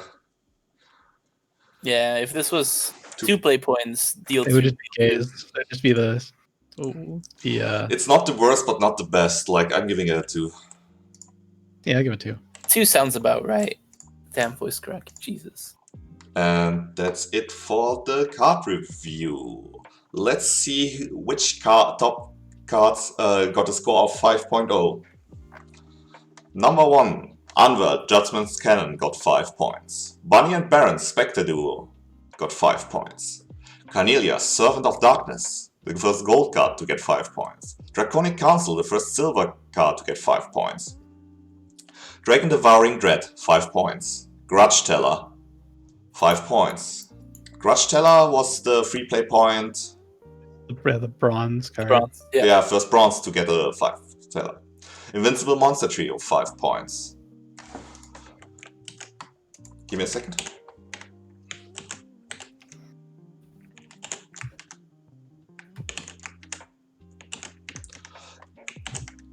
Meister, Neighborhood Hero, gets 5 points. Reggie, Peerless Artisan,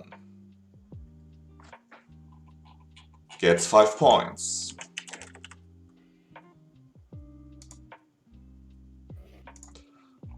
Selena, Sugarkiss Artisan Assassin, gets 5 points. Vengeful Sniper gets 5 points. Vincent the Peacekeeper gets 5 points. Weller, Unblemished Wings, gets 5 points. And that's all for the cards. So in the 5 points category, we got 3 Haven cards, 1 Sword card, 1 Portal card, 3 Dragon cards, 2 Shadow cards, and 2 Rune cards, and 1 Blood card. Sounds about right. It sounds like a good spread. Yeah.